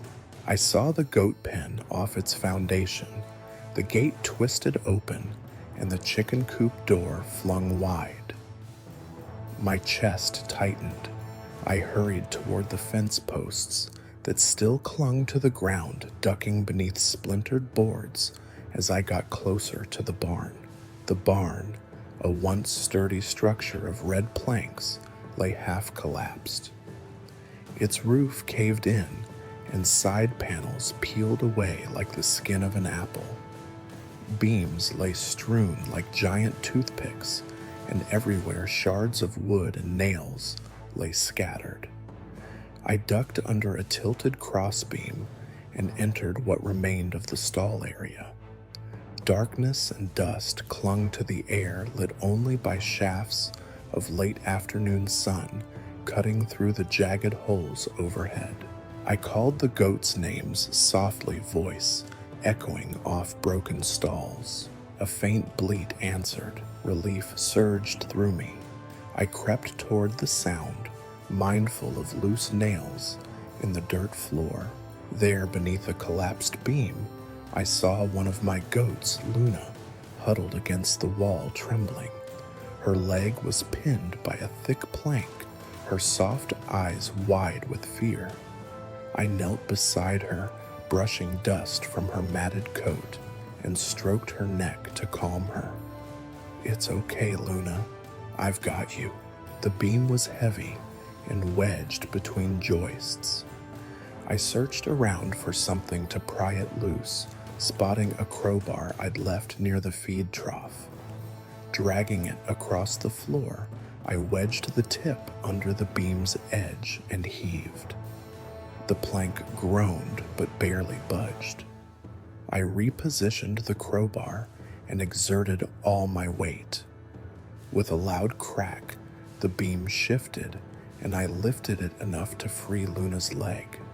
She scrambled up, shaking, and nuzzled my arm before darting into a corner of the stall. I exhaled hard, sweat dripping down my back, despite the cool wind. I gathered Luna to one side and dashed deeper into the barn, pressing under a low, twisted joist to reach a second stall. There I found Midge and Scout, the younger goats huddled beneath an overturned hay bale. They bleated as I approached and let me slide the bale aside. None were hurt, but they shivered from shock. I soothed them with low murmurs and led them toward the barn's opening. Once outside, I secured their small pen with wire from my emergency kit. They nudged the fence, eager to escape, but I stayed with them, ensuring they wouldn't bolt into the shattered landscape. Next, I searched for the chickens. The coop lay shattered boards buckled outward, and trays of eggs smashed beneath debris. I called softly, pausing to listen over the wind's residual whistle. From somewhere beyond the coop's debris, I heard a faint rustling and then frantic clucking. I pushed aside a warped section of fencing and ducked inside the coop.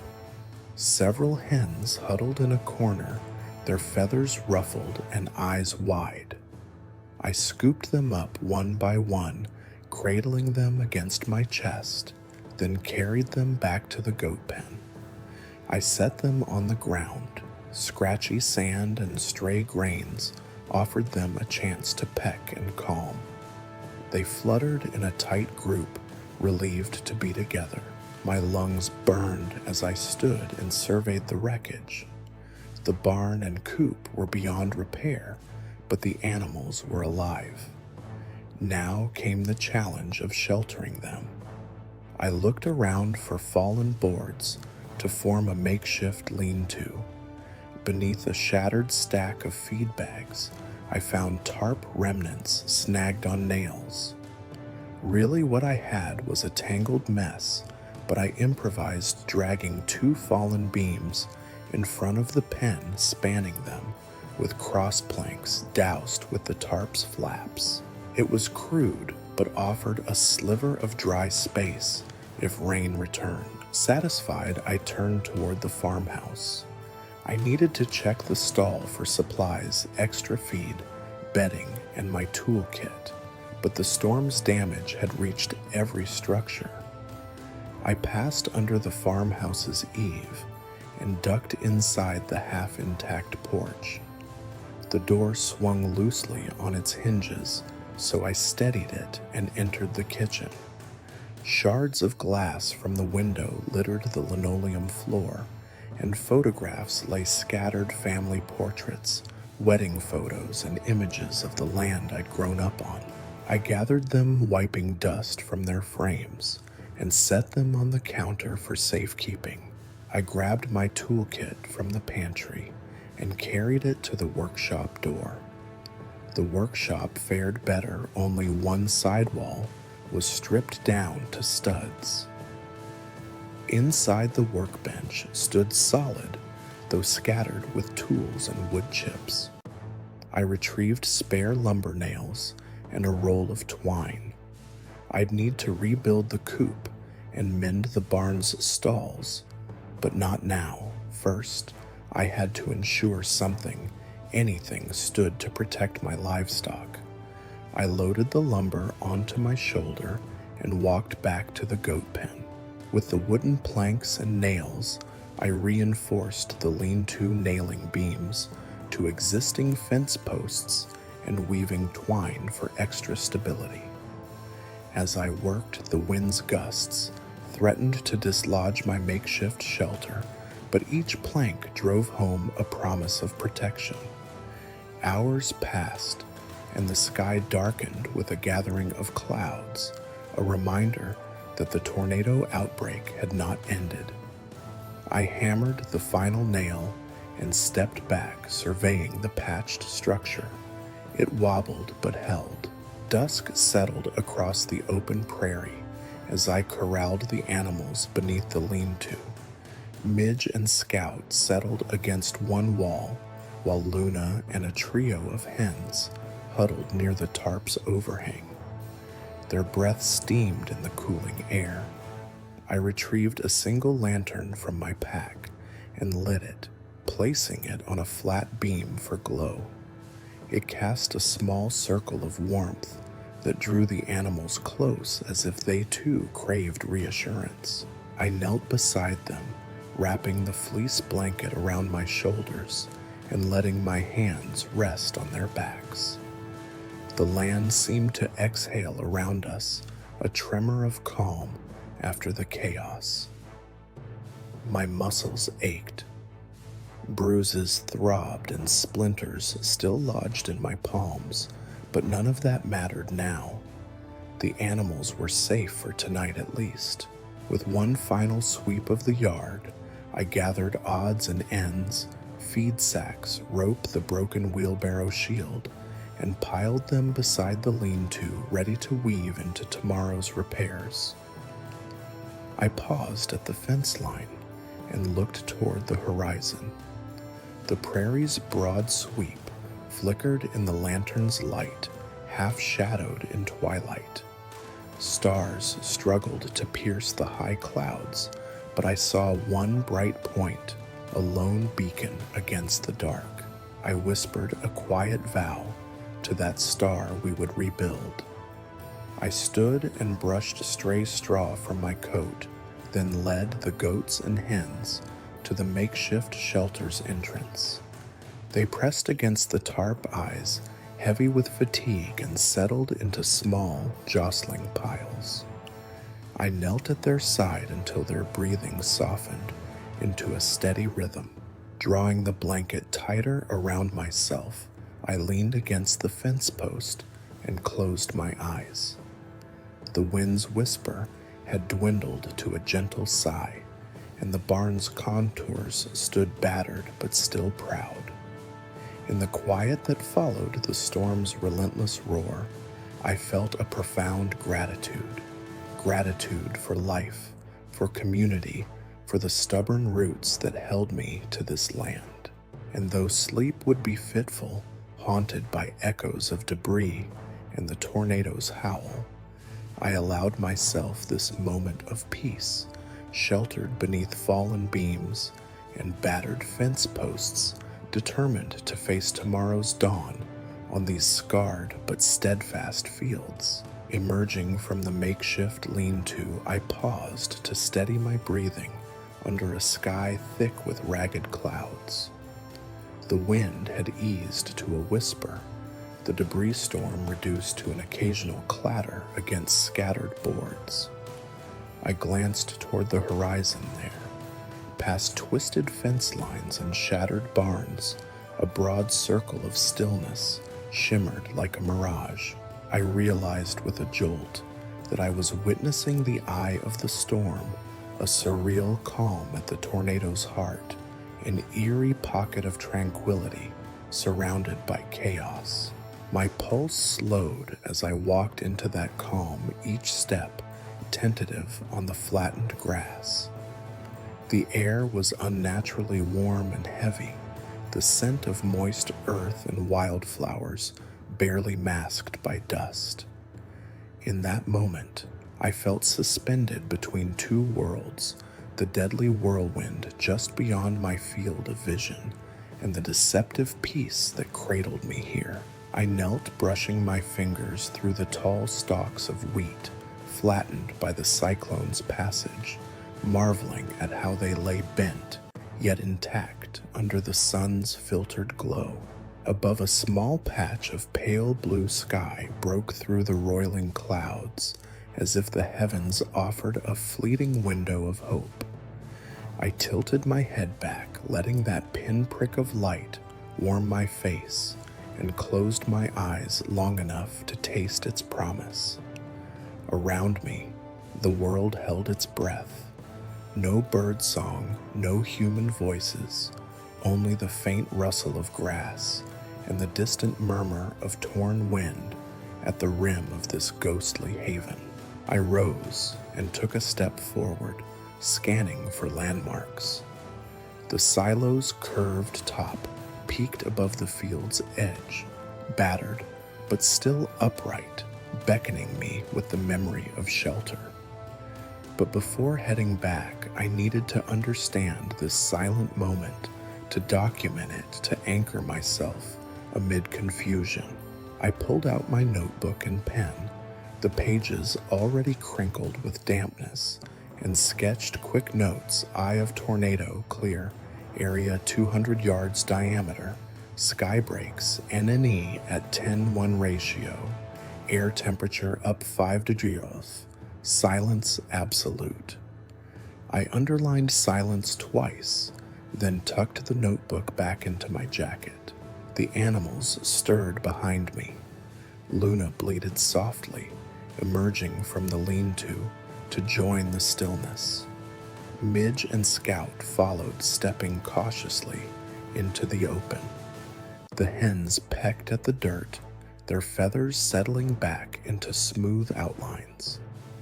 I smiled at their tentative calm, grateful that the eye had spared them further fright, if only for a few moments. Then came the faintest hiss, a distant sound that grew steadily into a low moan. I recognized it from the lore of storms, the thunderous exhale as the tornado shifted the lull before the second half of its fury struck. My heart accelerated. The calm was fleeting, a siren song before the return of chaos. I crouched, gathering the goats by their harnesses and nudging the hens back toward the lean-to's partial shelter. Above me, the patch of blue sky snapped shut, replaced by a roiling sheet of green-gray cloud. The temperature dropped as that ominous ceiling descended. I felt the air press on my shoulders, a living weight that signaled the eye wall's approach. I grabbed the wheelbarrow shield and led the animals into its limited shelter, arranging hay bales for insulation and covering gaps with tarp fragments. Once they were clustered inside, I turned and planted my feet in the grass outside, facing the wind's return. The edge of the eye came rushing in with sudden intent, an invisible wall of pressure that slapped my face with a cold slap, stripped grit from my skin and sent ripples through the flattened wheat. I braced against that pressure, arms extended against the shield, and watched as the sky above spun into a violent swirl of graying light. Debris resumed its dance, now magnified by the swirling currents at the eye's perimeter. In that moment, time stretched. The torn grain stalks snapped back upright, bending under the renewed gusts. My ears popped as pressure equalized, then dropped again as the eye wall passed overhead.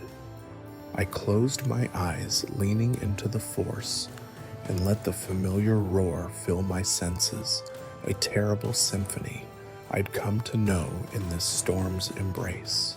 Behind me, the animals huddled in the lean-to, their shifting forms illuminated by ragged shafts of light that filtered through torn tarp. Luna's bleat rose in a single pitch of fear, and I spoke to her in low tones. "It's okay. We're here together. Just hold on." The wind's vibrations rattled the fence posts, bending them at angles that made me wince. Splinters of wood and clumps of straw spun through the air. I watched a twisted length of metal roofing arc past mere inches above my head. Every instinct screamed to dive for the ditch I'd used earlier, but I knew the risk of being caught out in the open. One wrong move, and the wind's eddy could lift me off the ground. Instead, I kept my feet planted, muscles braced, and eyes fixed on the sky's roiling mass. The boundary between eye and eye wall churned before me like a living wall, a collision of calm and cataclysm. Then as suddenly as it struck, the pressure eased. The roar dimmed to a distant rumble, and once again the world fell into an unnatural quiet. I exhaled a breath I hadn't realized I'd been holding. Glancing around, I noted that the funnel's base, twisted and ragged, lurked at the horizon's edge, but the immediate danger had paused. I seized the moment. Gathering the goats and hens, I led them carefully into the broad path of flattened wheat toward the farmhouse. Each step was deliberate. Every crunch of stalks underfoot echoed unnervingly loud in the hush. The animals followed trust, shining in their battered eyes. As we neared the farm's perimeter, I saw that the house's roofline held one last sloping section, intact enough for me to duck beneath the nearest eave. I guided the animals under that slim overhang and crouched beside them, pressing my back against the siding. The patch of blue sky from the eye's center peaked once more, then vanished as clouds closed in overhead. Rain began to spatter fine pellets at first, then heavier droplets that streaked down the corrugated tin. I wrapped my jacket more tightly, feeling the cold seep through layers. In that brief oasis of calm, I allowed myself a moment to absorb what I'd endured. The dizzying swings between terror and peace, the raw power of nature, distilled in an eye of silence, and the persistence of life that huddled beside me. The notebook's outline of observations felt trivial against the storm's majesty, yet it was my anchor to reality proof that I was here, that I had seen and survived. I whispered to the goats. "We're almost through." A hen clucked softly by my side. The wind was gathering again, drawing breath for its final onslaught, but I was ready, rooted in purpose, guided by the memory of that fragile calm, and determined to carry us all as safely through whatever lay beyond the eye's edge. The sudden hush after the eye's passage shattered as the backside of the tornado crashed down with renewed fury. It hit like a physical blow, a surge of wind so violent it felt as though the sky had ripped open and unleashed its wrath. I clamped a hand on the wheelbarrow shield knuckles, white against its rim, and planted my boots deep into the churning earth. The lean-to shuddered, the tarp snapping like a whip, and the makeshift beams groaned under the onslaught of pulverized hail and whirling debris. A twisted length of metal tubing slammed into the shelter's side, sending a jolt through the fence post I'd used as an anchor. The goats brayed in panic, scrambling against one another in the cramped space. I dashed out, seizing Luna by the harness and yanking her toward the farmhouse's eave. Midge and Scout followed, driven by the instinct to flee, while the hens flapped against one another in a frantic clatter. I shoved them ahead into a narrow gap beneath the porch's overhang, then threw myself across the entrance, shielding them with my body as rotted wood and splintered beams hurtled past.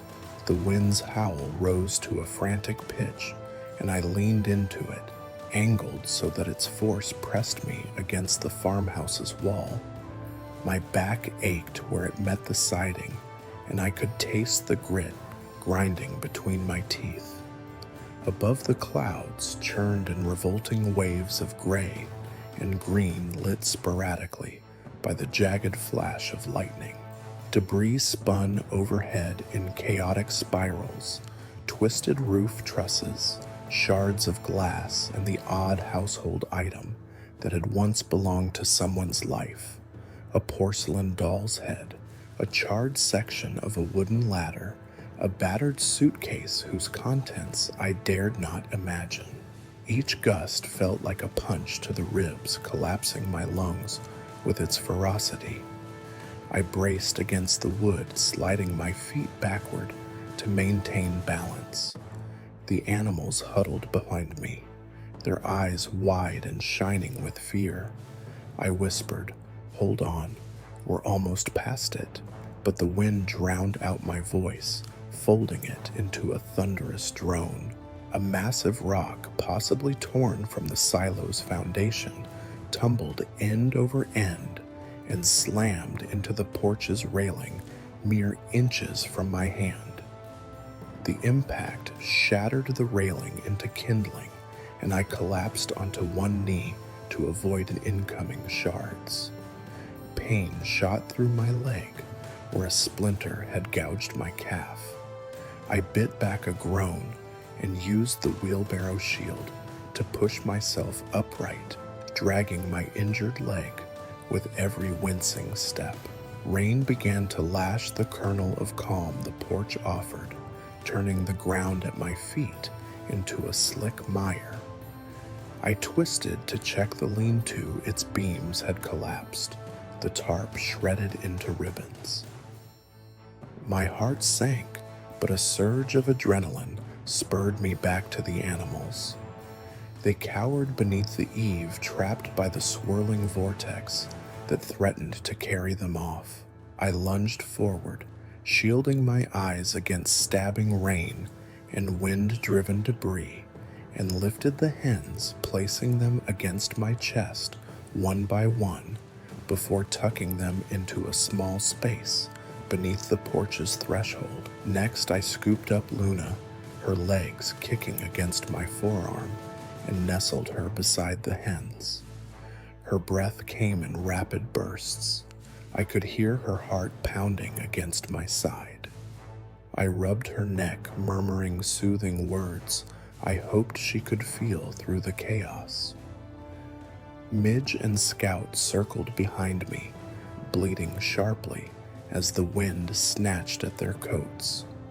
Using my free hand, I grabbed their harnesses and pulled them to safety, guiding them into the narrow refuge beside the wall. With all 5 animals secured, I faced the gale head-on. My ribs ached. Blood trickled from my calf, and sweat mixed with rain plastered my shirt to my back. But leaving the animals there huddled and exposed was not an option.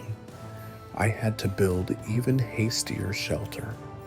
Spotting a collapsed section of the porch roof, I fought through the wind to reach the broken timbers. Each step felt like moving through water, the wind's pressure resisting every motion. I seized a long plank that still had its nails, using it as an improvised support beam.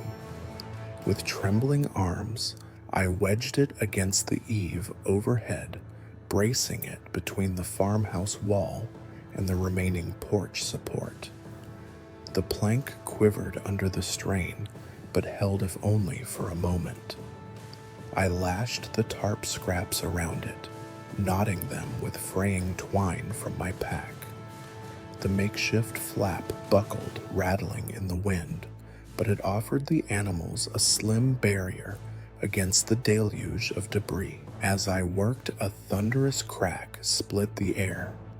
I looked up to see the last shard of roof from the coop twirl past, struck by a violent gust and torn loose. It spun like a frisbee before vaulting past my head with a shriek of metal. I ducked reflexively, chest pressing against the farmhouse wall, and felt the world twist. The ground under my boots lurched as if the earth itself had been lifted and dropped. Catching my balance, I leapt back toward the animals. The hens squawked, the goats braced on their sturdy legs. Together we huddled against the wall, the plank's meager shelter flapping overhead. Rain sluiced around us, pooling at our feet and soaking into my boots. Every breath felt like inhaling shards of glass, but I focused on steadying my racing heart. Lightning flickered ahead, illuminating the tornado's funnel, now choked with debris and spinning in merciless acceleration. It carved a path of ruin through the prairie, its low-end howl like 1,000 nails scraping across a blackboard. I watched transfixed and terrified as the funnel's lip grazed the earth mere yards from the farmhouse. A broken fence post hurtled past at chest height, scattering shards when it struck the siding. The tornado had moved pivoting on its axis, and its path now edged dangerously close to our sanctuary. Sweat and rain blurred my vision, but I held ground. I could not abandon the animals. Their survival depended on this narrow corner of shelter. I clung to the damp plank, the wood slick under my fingers. My body ached from strain, but an unmistakable resolve burned within me we would endure. Then, as abruptly as the winds had intensified, they began to ebb. The funnel swung past without pulling us into its maw. The roar diminished to a distant mutter, and the violent rain tapered off into sporadic sputters. A final gust lifted the tarp, but failed to dislodge it entirely. The animals' breathing slowed, the goats leaning against one another, the hens settling into awkward roosts. I exhaled, feeling the tension drain from my shoulders. The funnel receded onto open ground, its form shrinking against the horizon. The rain ceased, leaving behind a slick, glistening surface. A pale light filtered through ragged clouds, and I realized the storm's fury had passed for good this time. I sank to the ground beside the animals, muscles trembling as relief washed through me. Luna nudged my hand, and I patted her gently. The hens clucked softly, and the goats huddled closer. The silence that followed was fragile, broken only by the drip of rainwater from the farmhouse eaves.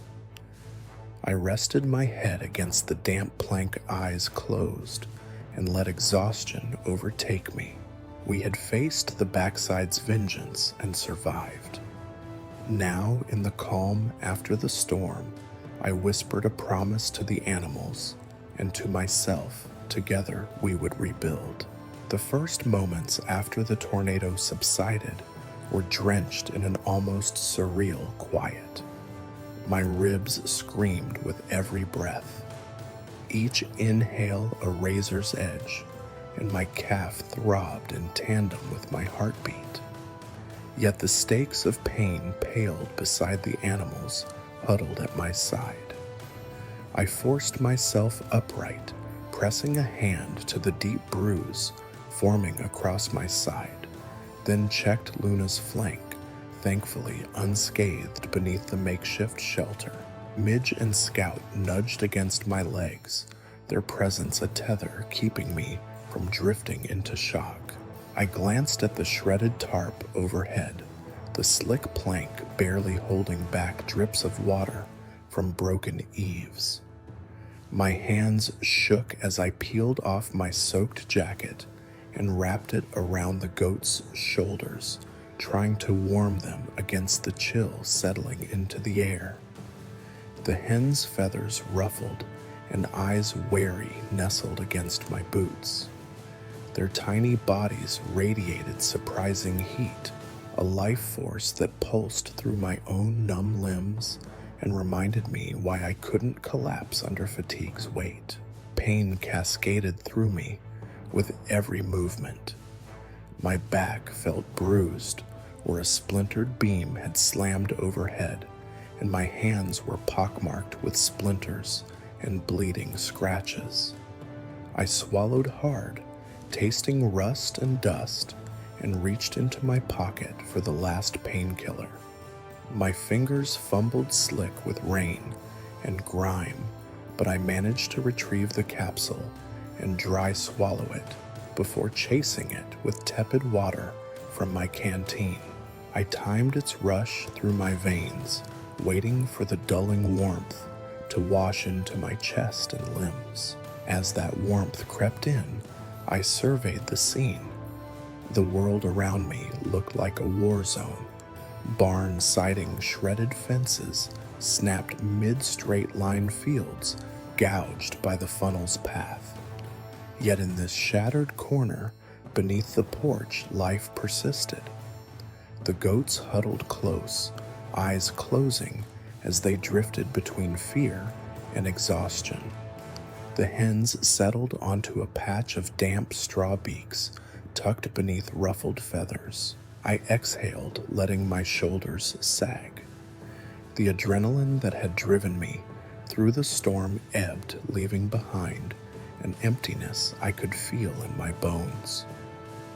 I collapsed onto the muddy ground beside the animals, leaning back against the splintered siding. Every inch of my body protested, but for a few seconds I allowed myself to simply exist, to acknowledge the raw ache and the deep exhaustion pooling in my chest. Darkness hovered at the edge of vision. I fought the pull to close my eyes and surrender to a sleep I knew would be haunted by thunderous roars and spinning debris. My mind flickered with the day's horrors, the deafening howl of the tornado, the sting of glass shards on my arm, the helpless panic in the animal's eyes. I drew a ragged breath, naming each fear in my head to keep them from swirling into a black tide of shock. I needed to move. Immobility in this place could invite collapse, or worse, hypothermia if the wind returned. I braced my hands on the soggy ground and pushed myself to a sitting position. My side flared with pain, but I welcomed the distraction. The animals stirred, nudging my arm. I wrapped an arm around Luna's neck, drawing what comfort I could from her steady warmth. The first task was shelter. The makeshift plank and tarp were nothing but a fragile bandage over a gaping wound. I scanned the yard for debris. I could repurpose a section of corrugated tin that had come loose from the barn, a fractured fence post, and lengths of baling twine tangled in a fallen bale of hay. Each piece promised a chance at more stable refuge. Limping on a bruised calf, I used the wheelbarrow shield to brace myself as I limped across the yard. My vision wavered with each step, but determination guided me. I pried the tin from the fence with a grunt, the metal edge cutting into my palm. I yanked it free and shuffled back through the soggy grass, retreating to the porch's scant cover. There I wedged the metal sheet against the plank, using the fractured fence post as a second support. The sheet slapped and rattled in the breeze, but offered a hard barrier against further rain or stray wind. Next, I tore twine from the hay bale and looped it through holes in the tin, knotting each strand with fumbling fingers until the sheet hung solidly. I stood back, testing its sturdiness with a shove before leaning against it to catch my breath. It wasn't much, but better than the tattered tarp alone. The painkiller's dull warmth pulsed in my limbs, grounding me. Despite the ache, I felt a spark of triumph. Physical endurance was never solely about force of will. It was in these small victories, securing a stronger barrier, fashioning a safe haven for those who depended on me. I returned to the lean-to's interior, offering Luna and the others a tidied corner with fresh hay underfoot. The animals settled more fully their breathing evening into a restful cadence. The sun dipped behind ragged clouds, casting long blue shadows across the ruined property. Twilight deepened, and the cold crept lower, touching my shoulders like ice. I gathered the goats in a half embrace and shared my jacket between their backs, feeling its damp fabric cling against my own bruised sides. The chickens bristled under the warmth, tucking close beside the goats. Together we formed a pool of living heat in the dying light. Moments passed. I stared out at the skeletal silhouette of the farmhouse, still half intact, yet marked by the tornado's cruelty. Memories flooded in childhood summers, spent chasing lightning bugs in that yard evenings, on the porch swing, sipping lemonade laughter that once echoed through open windows. Now only silence and splintered dreams remained. Shock threatened me, then a creeping numbness that could drain my spirit if I let it. I clenched my jaw and pulled an old brass compass from my pocket, the one my father had given me. Its needle still pointed unwaveringly north. I held it close to my heart as if drawing strength from its steadfastness. "We're going to make it," I whispered, aligning myself with its truth. One step at a time. The night deepened. Stars peeked through ragged breaks in the clouds, faint candles in an indifferent sky. I forced myself to move again, this time toward the farmhouse. Inside, I'd find blankets, perhaps a lamp, maybe even something to eat. I stood wincing as the pain in my ribs flared and shouldered the wheelbarrow shield like a battered companion. The animals watched, eyes reflecting steely resolve. I limped across the yard, each step a negotiation between pain and purpose. The wind whispered through broken shutters, carrying a chill that sank into my marrow. The farmhouse's door swung loosely. I pushed it open, half expecting the roar to reemerge. Instead, I found cold, rifle-scented air and the interior's dim shape. I navigated by memory through the kitchen, where the glass-littered floor crunched beneath my boots, past the living room with its upturned chairs and stained carpet, and into the hallway, where a blanket lay draped over the stairs. I grabbed it, feeling its warmth despite being damp. Then I found the old oil lamp on a side table and lit it, the flame sputtering to life and casting a golden circle across the room. Clutching lamp and blanket, I made my way back outside. The animals greeted me with relieved bleats and clucks. I draped the blanket across the lean-to's floor, smoothing fresh hay over it, and placed the lamp on a sturdy beam overhead.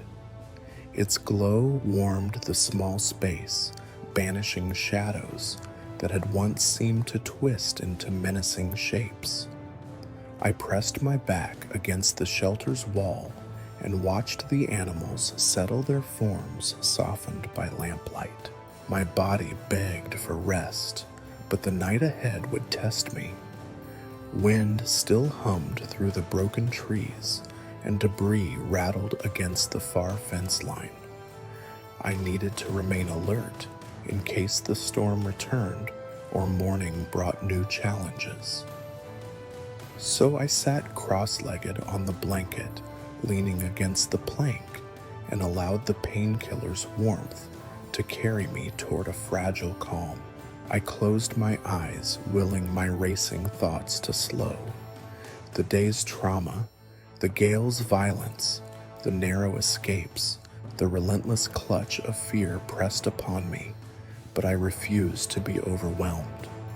My body was battered, my spirit bruised, yet neither shattered. The animal's gentle breathing and the lamp's steady glow anchored me in this moment of fragile peace.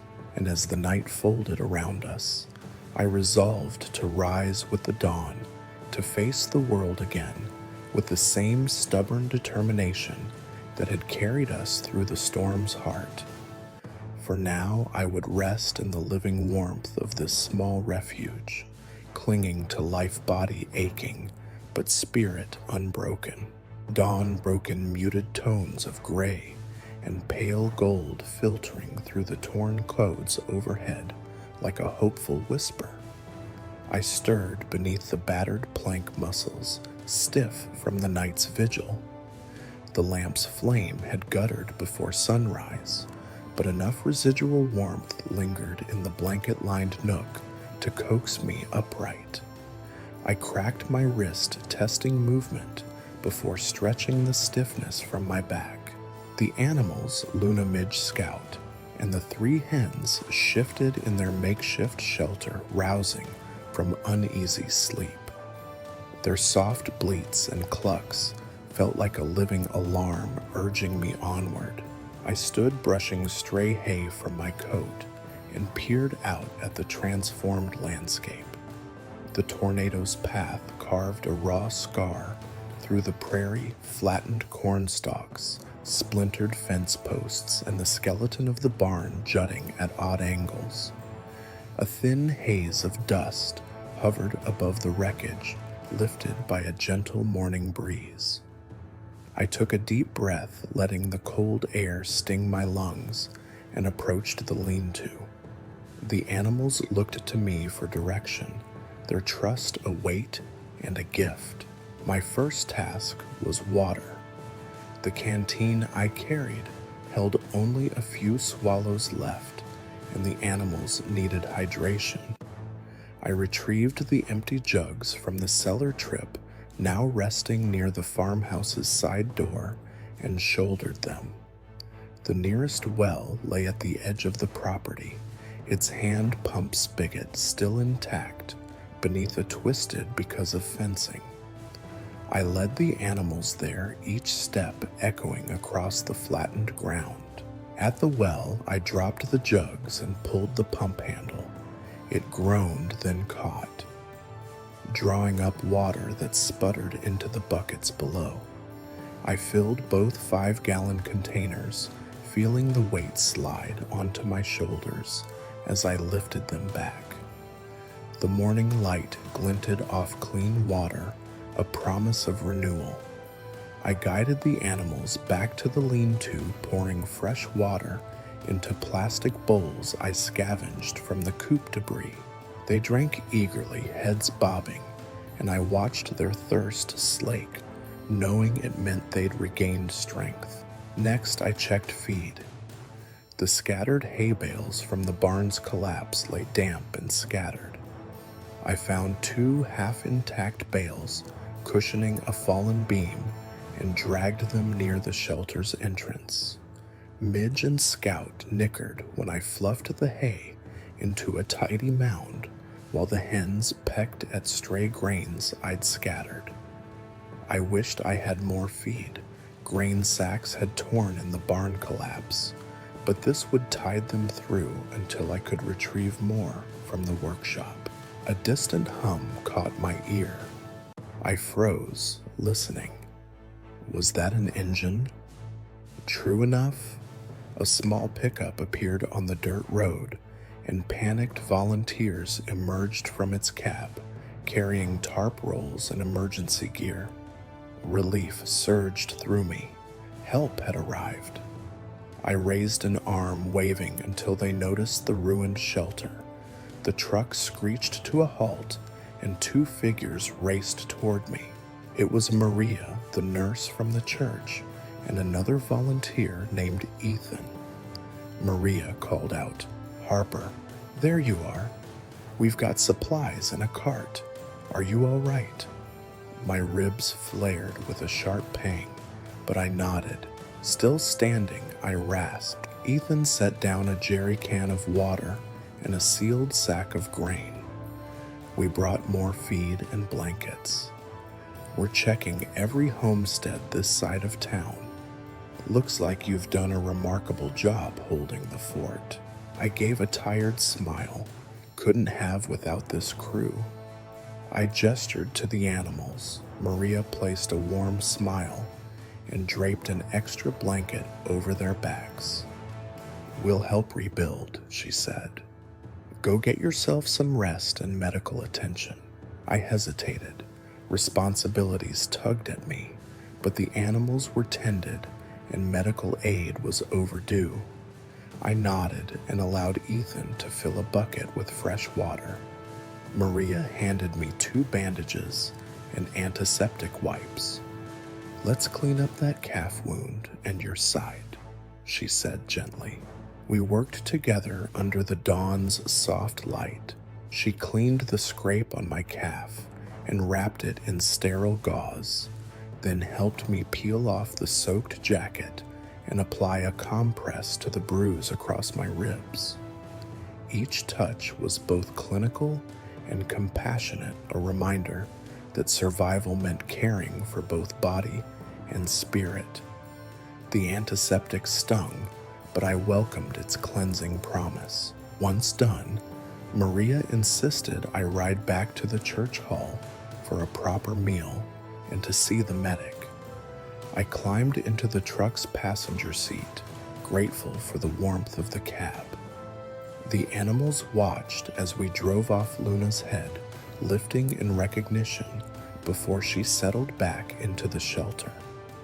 I sat back, muscles relaxing, as the engine rumbled and watched the wrecked terrain slide by.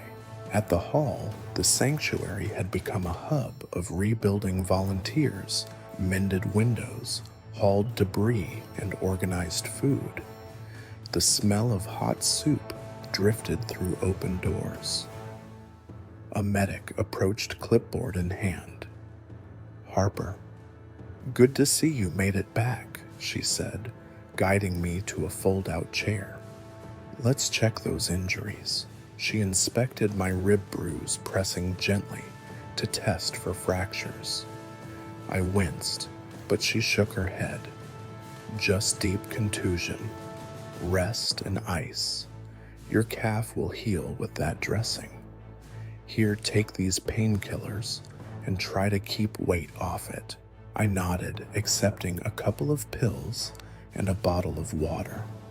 Volunteers offered bowlfuls of warm broth and scraps of bread.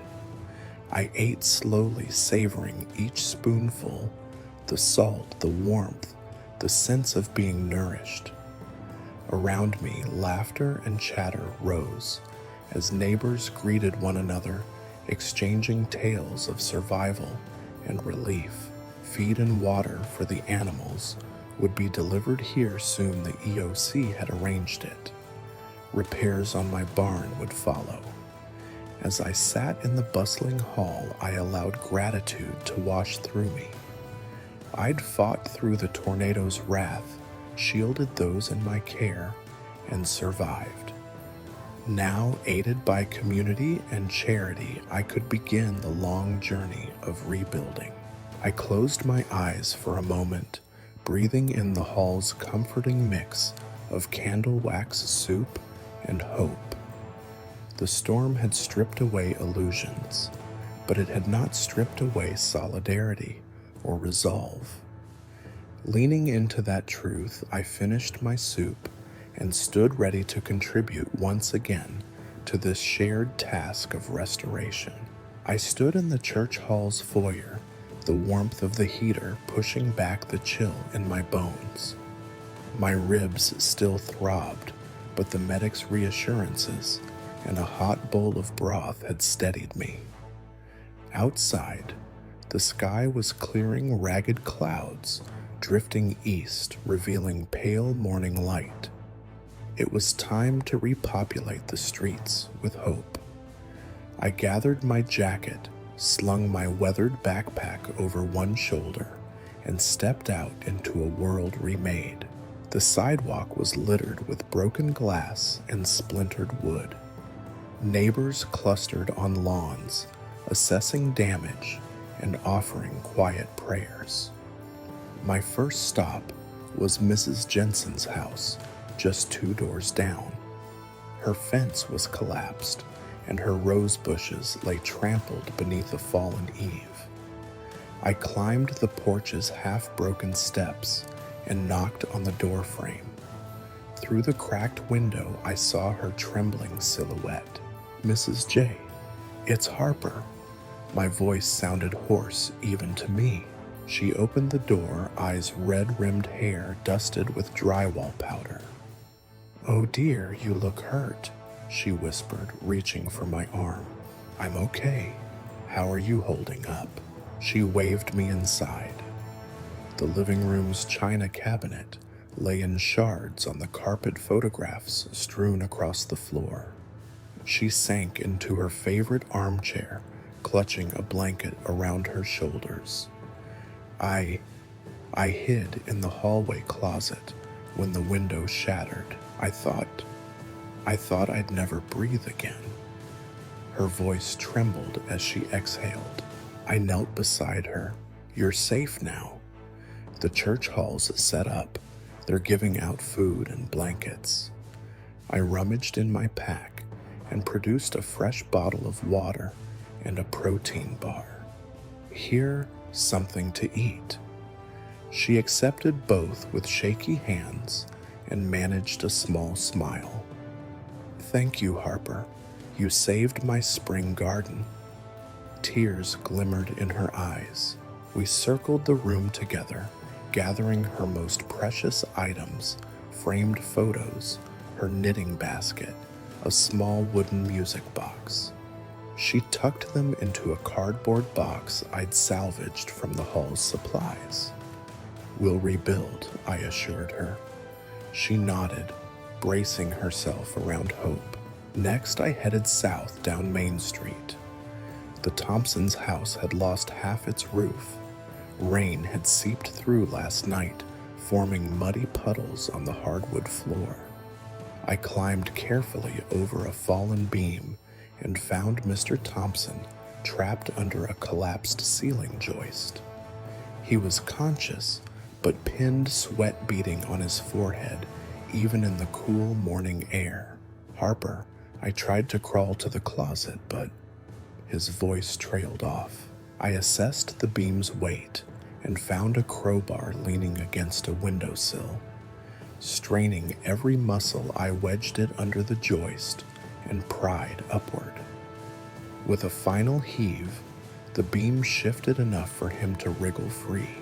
He sat up, rubbing his leg where a splinter had grazed him. "Bless you, son," he croaked, voice hoarse. I boosted him to his feet and guided him outside where paramedics had set up triage. They ushered him onto a stretcher, offering him an IV bag and a blanket. He reached for my hand. "I owe you." I shrugged off the gratitude. We all look out for each other. Further down the block, the Miller family's home had collapsed inward. The front wall lay flat, exposing bedrooms and living areas to the open sky. I called out, "Miller residence." No answer. Heart pounding, I entered through the gaping opening headlamp, sweeping across a wrecked interior. Then I heard faint crying from the back hallway. I followed the sound and found 8-year-old Emma huddled beneath her bed, clutching her stuffed rabbit. She looked up with wide, tear-streaked eyes. "I'm scared," she whispered. I crouched beside her. "You're safe now. My name's Harper. Can you stand?" She nodded but trembled. I extended a hand. "Let's get you out." I guided Emma through the debris-strewn hallway and out onto the lawn where her parents stood anxiously. Mrs. Miller wrapped her arms around Emma, sobbing relief. "Thank you," she gasped, pressing my hand to her cheek.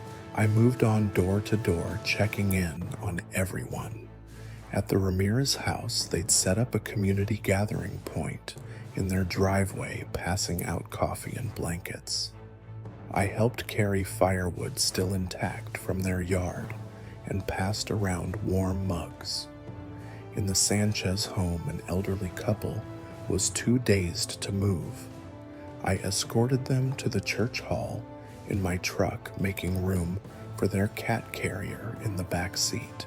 They clutched their small dog and wept softly, but I assured them they'd find shelter and care at the hall. Within each household, I felt the town's wounded spirit, shock, grief, resilience melding into something stronger. The patterns of survival repeated hidden closet escapes, impromptu hammocks lashed beneath sturdy beams, neighborly hands pulling loved ones free. I witnessed an entire community rediscovering the bonds that tie us in crisis. By late morning, I found myself at the edge of town where the old fire station stood half demolished. The volunteer firefighters had turned it into a makeshift command center coordinating supply routes and volunteer teams. I approached Battalion Chief Reyes, whose uniform was smeared with dust and soot. "Harper, thank God you're here," he said, handing me a pair of work gloves. "We need someone to head east. Check the veteran housing units. They're our priority." I nodded, slipping on the gloves. "Show me the route." He unrolled a map on the hood of a fire engine. "Follow this path down Carter Lane, then head east on Willow Drive. The buildings there have concrete stairwells. They're the safest spots. Knock check interior. We've lost comms with them since dawn." I memorized the route, then climbed into my truck. A volunteer loaded supplies, bottled water, protein bars, first aid kits. The engine growled to life, and I merged onto the debris-strewn road, aware that every rattling board and broken window I passed represented someone's story. The veteran units were apartment-style buildings, long corridors flanked by doors. I parked at the lot's edge, grabbed my gear, and headed inside. The hall was dim, but intact. I knocked on each door, no answers, until I reached 3B. There, I found Private Wells lying on the floor beside an overturned chair, his ankle twisted. "I tried to move him last night," he explained, voice tight with pain, "but the stairwell collapsed. I applied a temporary splint from my medical kit, secured it with tape, and helped him to a nearby bench. I offered water, then relayed his location via radio to Chief Reyes. Wells is stable, needs evacuation. Copy that. Help's on the way." The familiar crackle of the fire engine's command channel reached me. I felt the weight of the morning's work settle in my chest. 12 households, 3 rescues, countless small acts of support. The sun climbed higher, and with its warmth came renewed energy. I sat beside Private Wells, offering tabs of electrolyte mix and sharing water. He managed a grateful nod. Outside residents and volunteers converged in the open spaces, forming human chains to pass boxes of food blankets and tools. I stood stretching stiff muscles and surveying the scene. The town was battered, but not broken. Where roofs had been torn away, blue tarps fluttered in the breeze. Where fences lay in splinters, new posts were set. Where hearts had trembled with fear, they now pulsed with determination.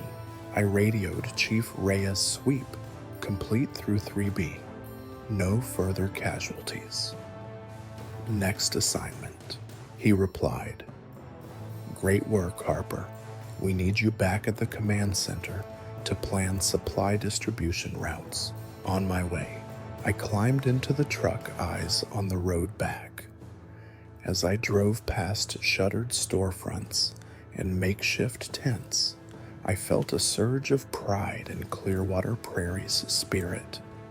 We had weathered the tornado's wrath together, and now brick by brick, step by step, we would rebuild. Daylight had shifted from pale gold to a warm mid-afternoon haze. After dropping private wells at the command center, I found myself drawn back toward home, knowing the barn and workshop held tools and materials essential for longer-term repairs. The roads were packed with volunteer teams hauling debris and delivering supplies, but off the main thoroughfares, the back lanes still lay strewn with snapped telephone poles, broken pallets, and the twisted remains of fences. I navigated my way through the chaos in my battered pickup rims, crunching on displaced asphalt and wood fragments. Pulling into my driveway, I parked beside the collapsed barn. Its skeletal frame was more exposed in the clear light, a cruciform of heavy beams jutting against the sky. I climbed out, shouldering my pack and securing the wheelbarrow shield to the tailgate for later use. Surrounding the barn, the yard was a graveyard of farm implements, a rusted plow torn from its mount, a stack of crates smashed into kindling, and empty gas cans dented by falling debris. I closed my eyes for a moment, inhaling the dust-tinged air, steeling myself for scavenging what remained. My first stop was the workshop. I lifted the tarp remnants and ducked beneath the half-intact wall. Inside, tools lay scattered and coated in drywall dust.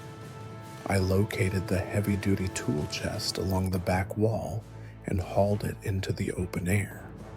The drawers came free with a grunt, and I set them on cinder blocks to keep them level. Inside, I found a near-complete socket, set my power drill surprisingly intact, and several spools of wire. I loaded these into my pack, carefully wrapping each item in cloth fragments salvaged from the coop debris to prevent rattling. Next, I moved to the barn's stalls. My breath caught as I saw the library of feed bags shredded under collapsed beams. Yet along the far wall, a section of the original feed rack stood upright, its lower shelf still anchored. I pried loose a damaged sack of mixed grain, half empty but usable, and tied its mouth with twine. Nearby, a buck-style hunting knife my father gifted me lay wedged in a broken floorboard. I retrieved it, checking the edge before slipping it into my belt. Wood and metal scavenging was next. The loft's floor had collapsed, but one long beam remained lodged diagonally across the rear stall. I wedged my crowbar beneath it, and using all my weight levered it free. It clattered onto the ground with satisfying impact. I measured its length, 12 feet perfect for scaffold support or reinforcing fence lines. I hiked it back to the workshop corner, propping it upright against a stable wall. Several rusted sheets of corrugated metal lay half buried in the mud beyond the barn's threshold. I waded out, slipping on wet straw, and hoisted two of the larger sheets over my shoulder. Their edges cut into my jacket as I carried them back, but the promise of a waterproof roof patch made every cut worthwhile. My phone buzzed an alert from Maria. The church hall was out of plywood and needed more for boarding windows. I tapped a quick reply, bringing scrap barn wood now. That sealed my next task.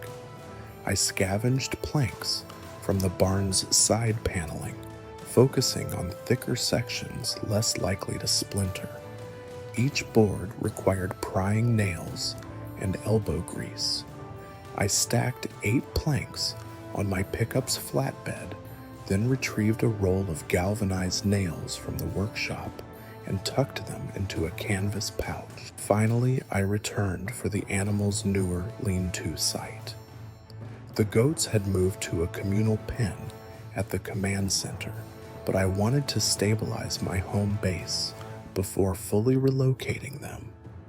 I grabbed lengths of baling twine, a coil of wire fencing, and a heavy-duty tarp I'd salvaged from the church's supplies.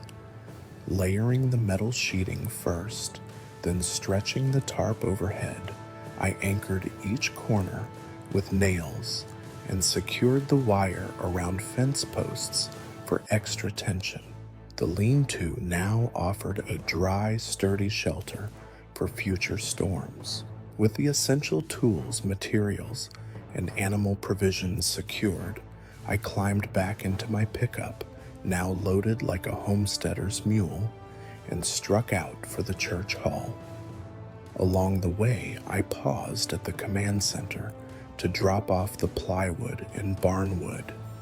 Volunteers greeted me with cheers as they saw the long planks wired onto the supply stack. I handed over the tool chest items and grain sack. The grain would feed both livestock at the communal pens and community gardens struggling to recover in town. Back at the hall, Maria checked my haul. "This is perfect. We'll distribute your tools to the carpentry crews tonight." She marked my name on the volunteer roster and offered me a fresh bottle of water. I accepted gratefully, wiping sweat from my brow. As the sun dipped toward the horizon, I realized how much we'd accomplished. Barns reshelled, animals fed, neighbors rescued, homes secured. Yet the journey ahead was vast, rebuilding foundations, replanting fields, reinforcing every weathered structure. Still, for tonight, the essential was done. We had tools to rebuild feed, to survive, and a shelter to shield us from future storms. I lifted my water bottle in a silent toast to the community's resolve. Then, with a final glance at my packed truck, I headed back to the field lean-to to oversee my livestock's evening feeding. There were fences to mend, memories to preserve, and a prairie to restore, and I, standing amid broken wood and twisted metal, was ready for every step. Evening settled with a bruised purple glow as I returned to the animals' shelter. My pickup's headlights cut through gathering dusk, illuminating the lean-to where Luna Midge Scout and the hens awaited in quiet pens. I climbed down into the muddy yard, each step a reminder of scraped ribs and a stiff calf. The wind had died to a soft sigh, yet I could still sense its lingering presence in the quivering of the tarp and the gentle sway of fence posts. The calm after such a storm felt almost sacred, a momentary grace before the long work of rebuilding began.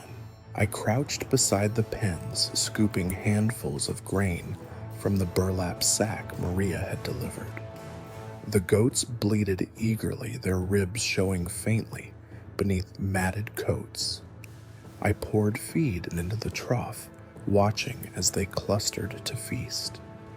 The hens pecked at scattered grains on the ground, shafts of lamplight catching in their dusty feathers. For a few moments, the world reduced to their soft sounds and the simple act of nourishment. It was a reminder that life persevered even in the aftermath of chaos. Once they'd eaten, I moved to give them fresh water. I lugged the 5-gallon jugs from the pickup bed, working one-handed as the pain in my side flared. The animals drank gratefully, and I refilled their bowls before securing the jugs under the lean-to's overhang. The concrete block I used as a base ensured they wouldn't tip.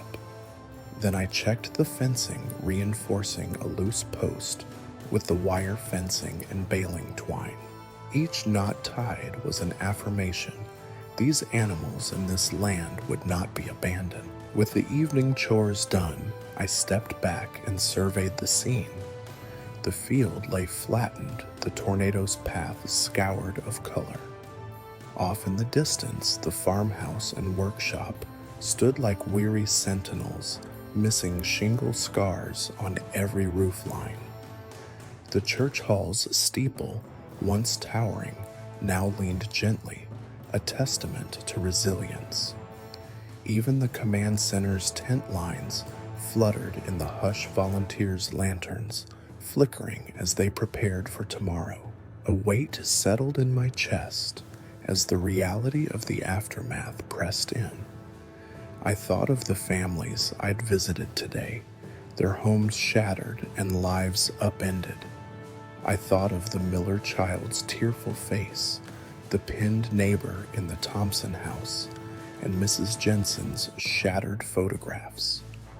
Their trauma echoed in the battleground of splintered wood and twisted metal before me. Each piece of debris held a story, laughter meals, shared dreams woven into those walls. Now they lay broken, waiting for new stories to be built. My mind drifted to the long road ahead. The fields would need replanting. The soil might require tending to recover nutrients washed away or compacted by gale. Barn repairs would demand lumber nails sweat. The goat pen would need a permanent rebuild chicken coop, a new fences replaced. Beyond the farm, homes across town awaited roofers and carpenters. Entire neighborhoods needed electrical and water lines restored. The enormity of it stretched out like a horizon I couldn't yet reach. Yet beneath the weight, a stubborn ember glowed. I had already witnessed neighbors helping neighbors, volunteers coordinating rescue and relief supplies streaming in from nearby counties. Collective effort would reshape these broken fields into living land again. I pressed a hand to my father's compass, still hanging from my belt, and felt its steady pull north. A reminder that progress followed direction, that every step toward rebuild was a step guided by purpose. I walked the perimeter of the lean-to, picking up stray debris, a chunk of fiberglass insulation, a length of metal flashing a broken ceramic jug that once held milk. I placed them in a pile, envisioning later sorting what could be recycled or repurposed insulation for the barn's new roof lining, flashing for workshop repairs, broken pottery for garden edging. Even in ruin, resources lay waiting for creative reuse. The chill deepened as night fully embraced the prairie, and I wrapped the fleece blanket tighter around my shoulders. My joints ached, and fatigue tugged at my eyelids. Yet standing here, I felt part of a greater narrative of land and people intertwined, of endings birthing beginnings. I knelt before the animals one last time, stroking their dusty coats.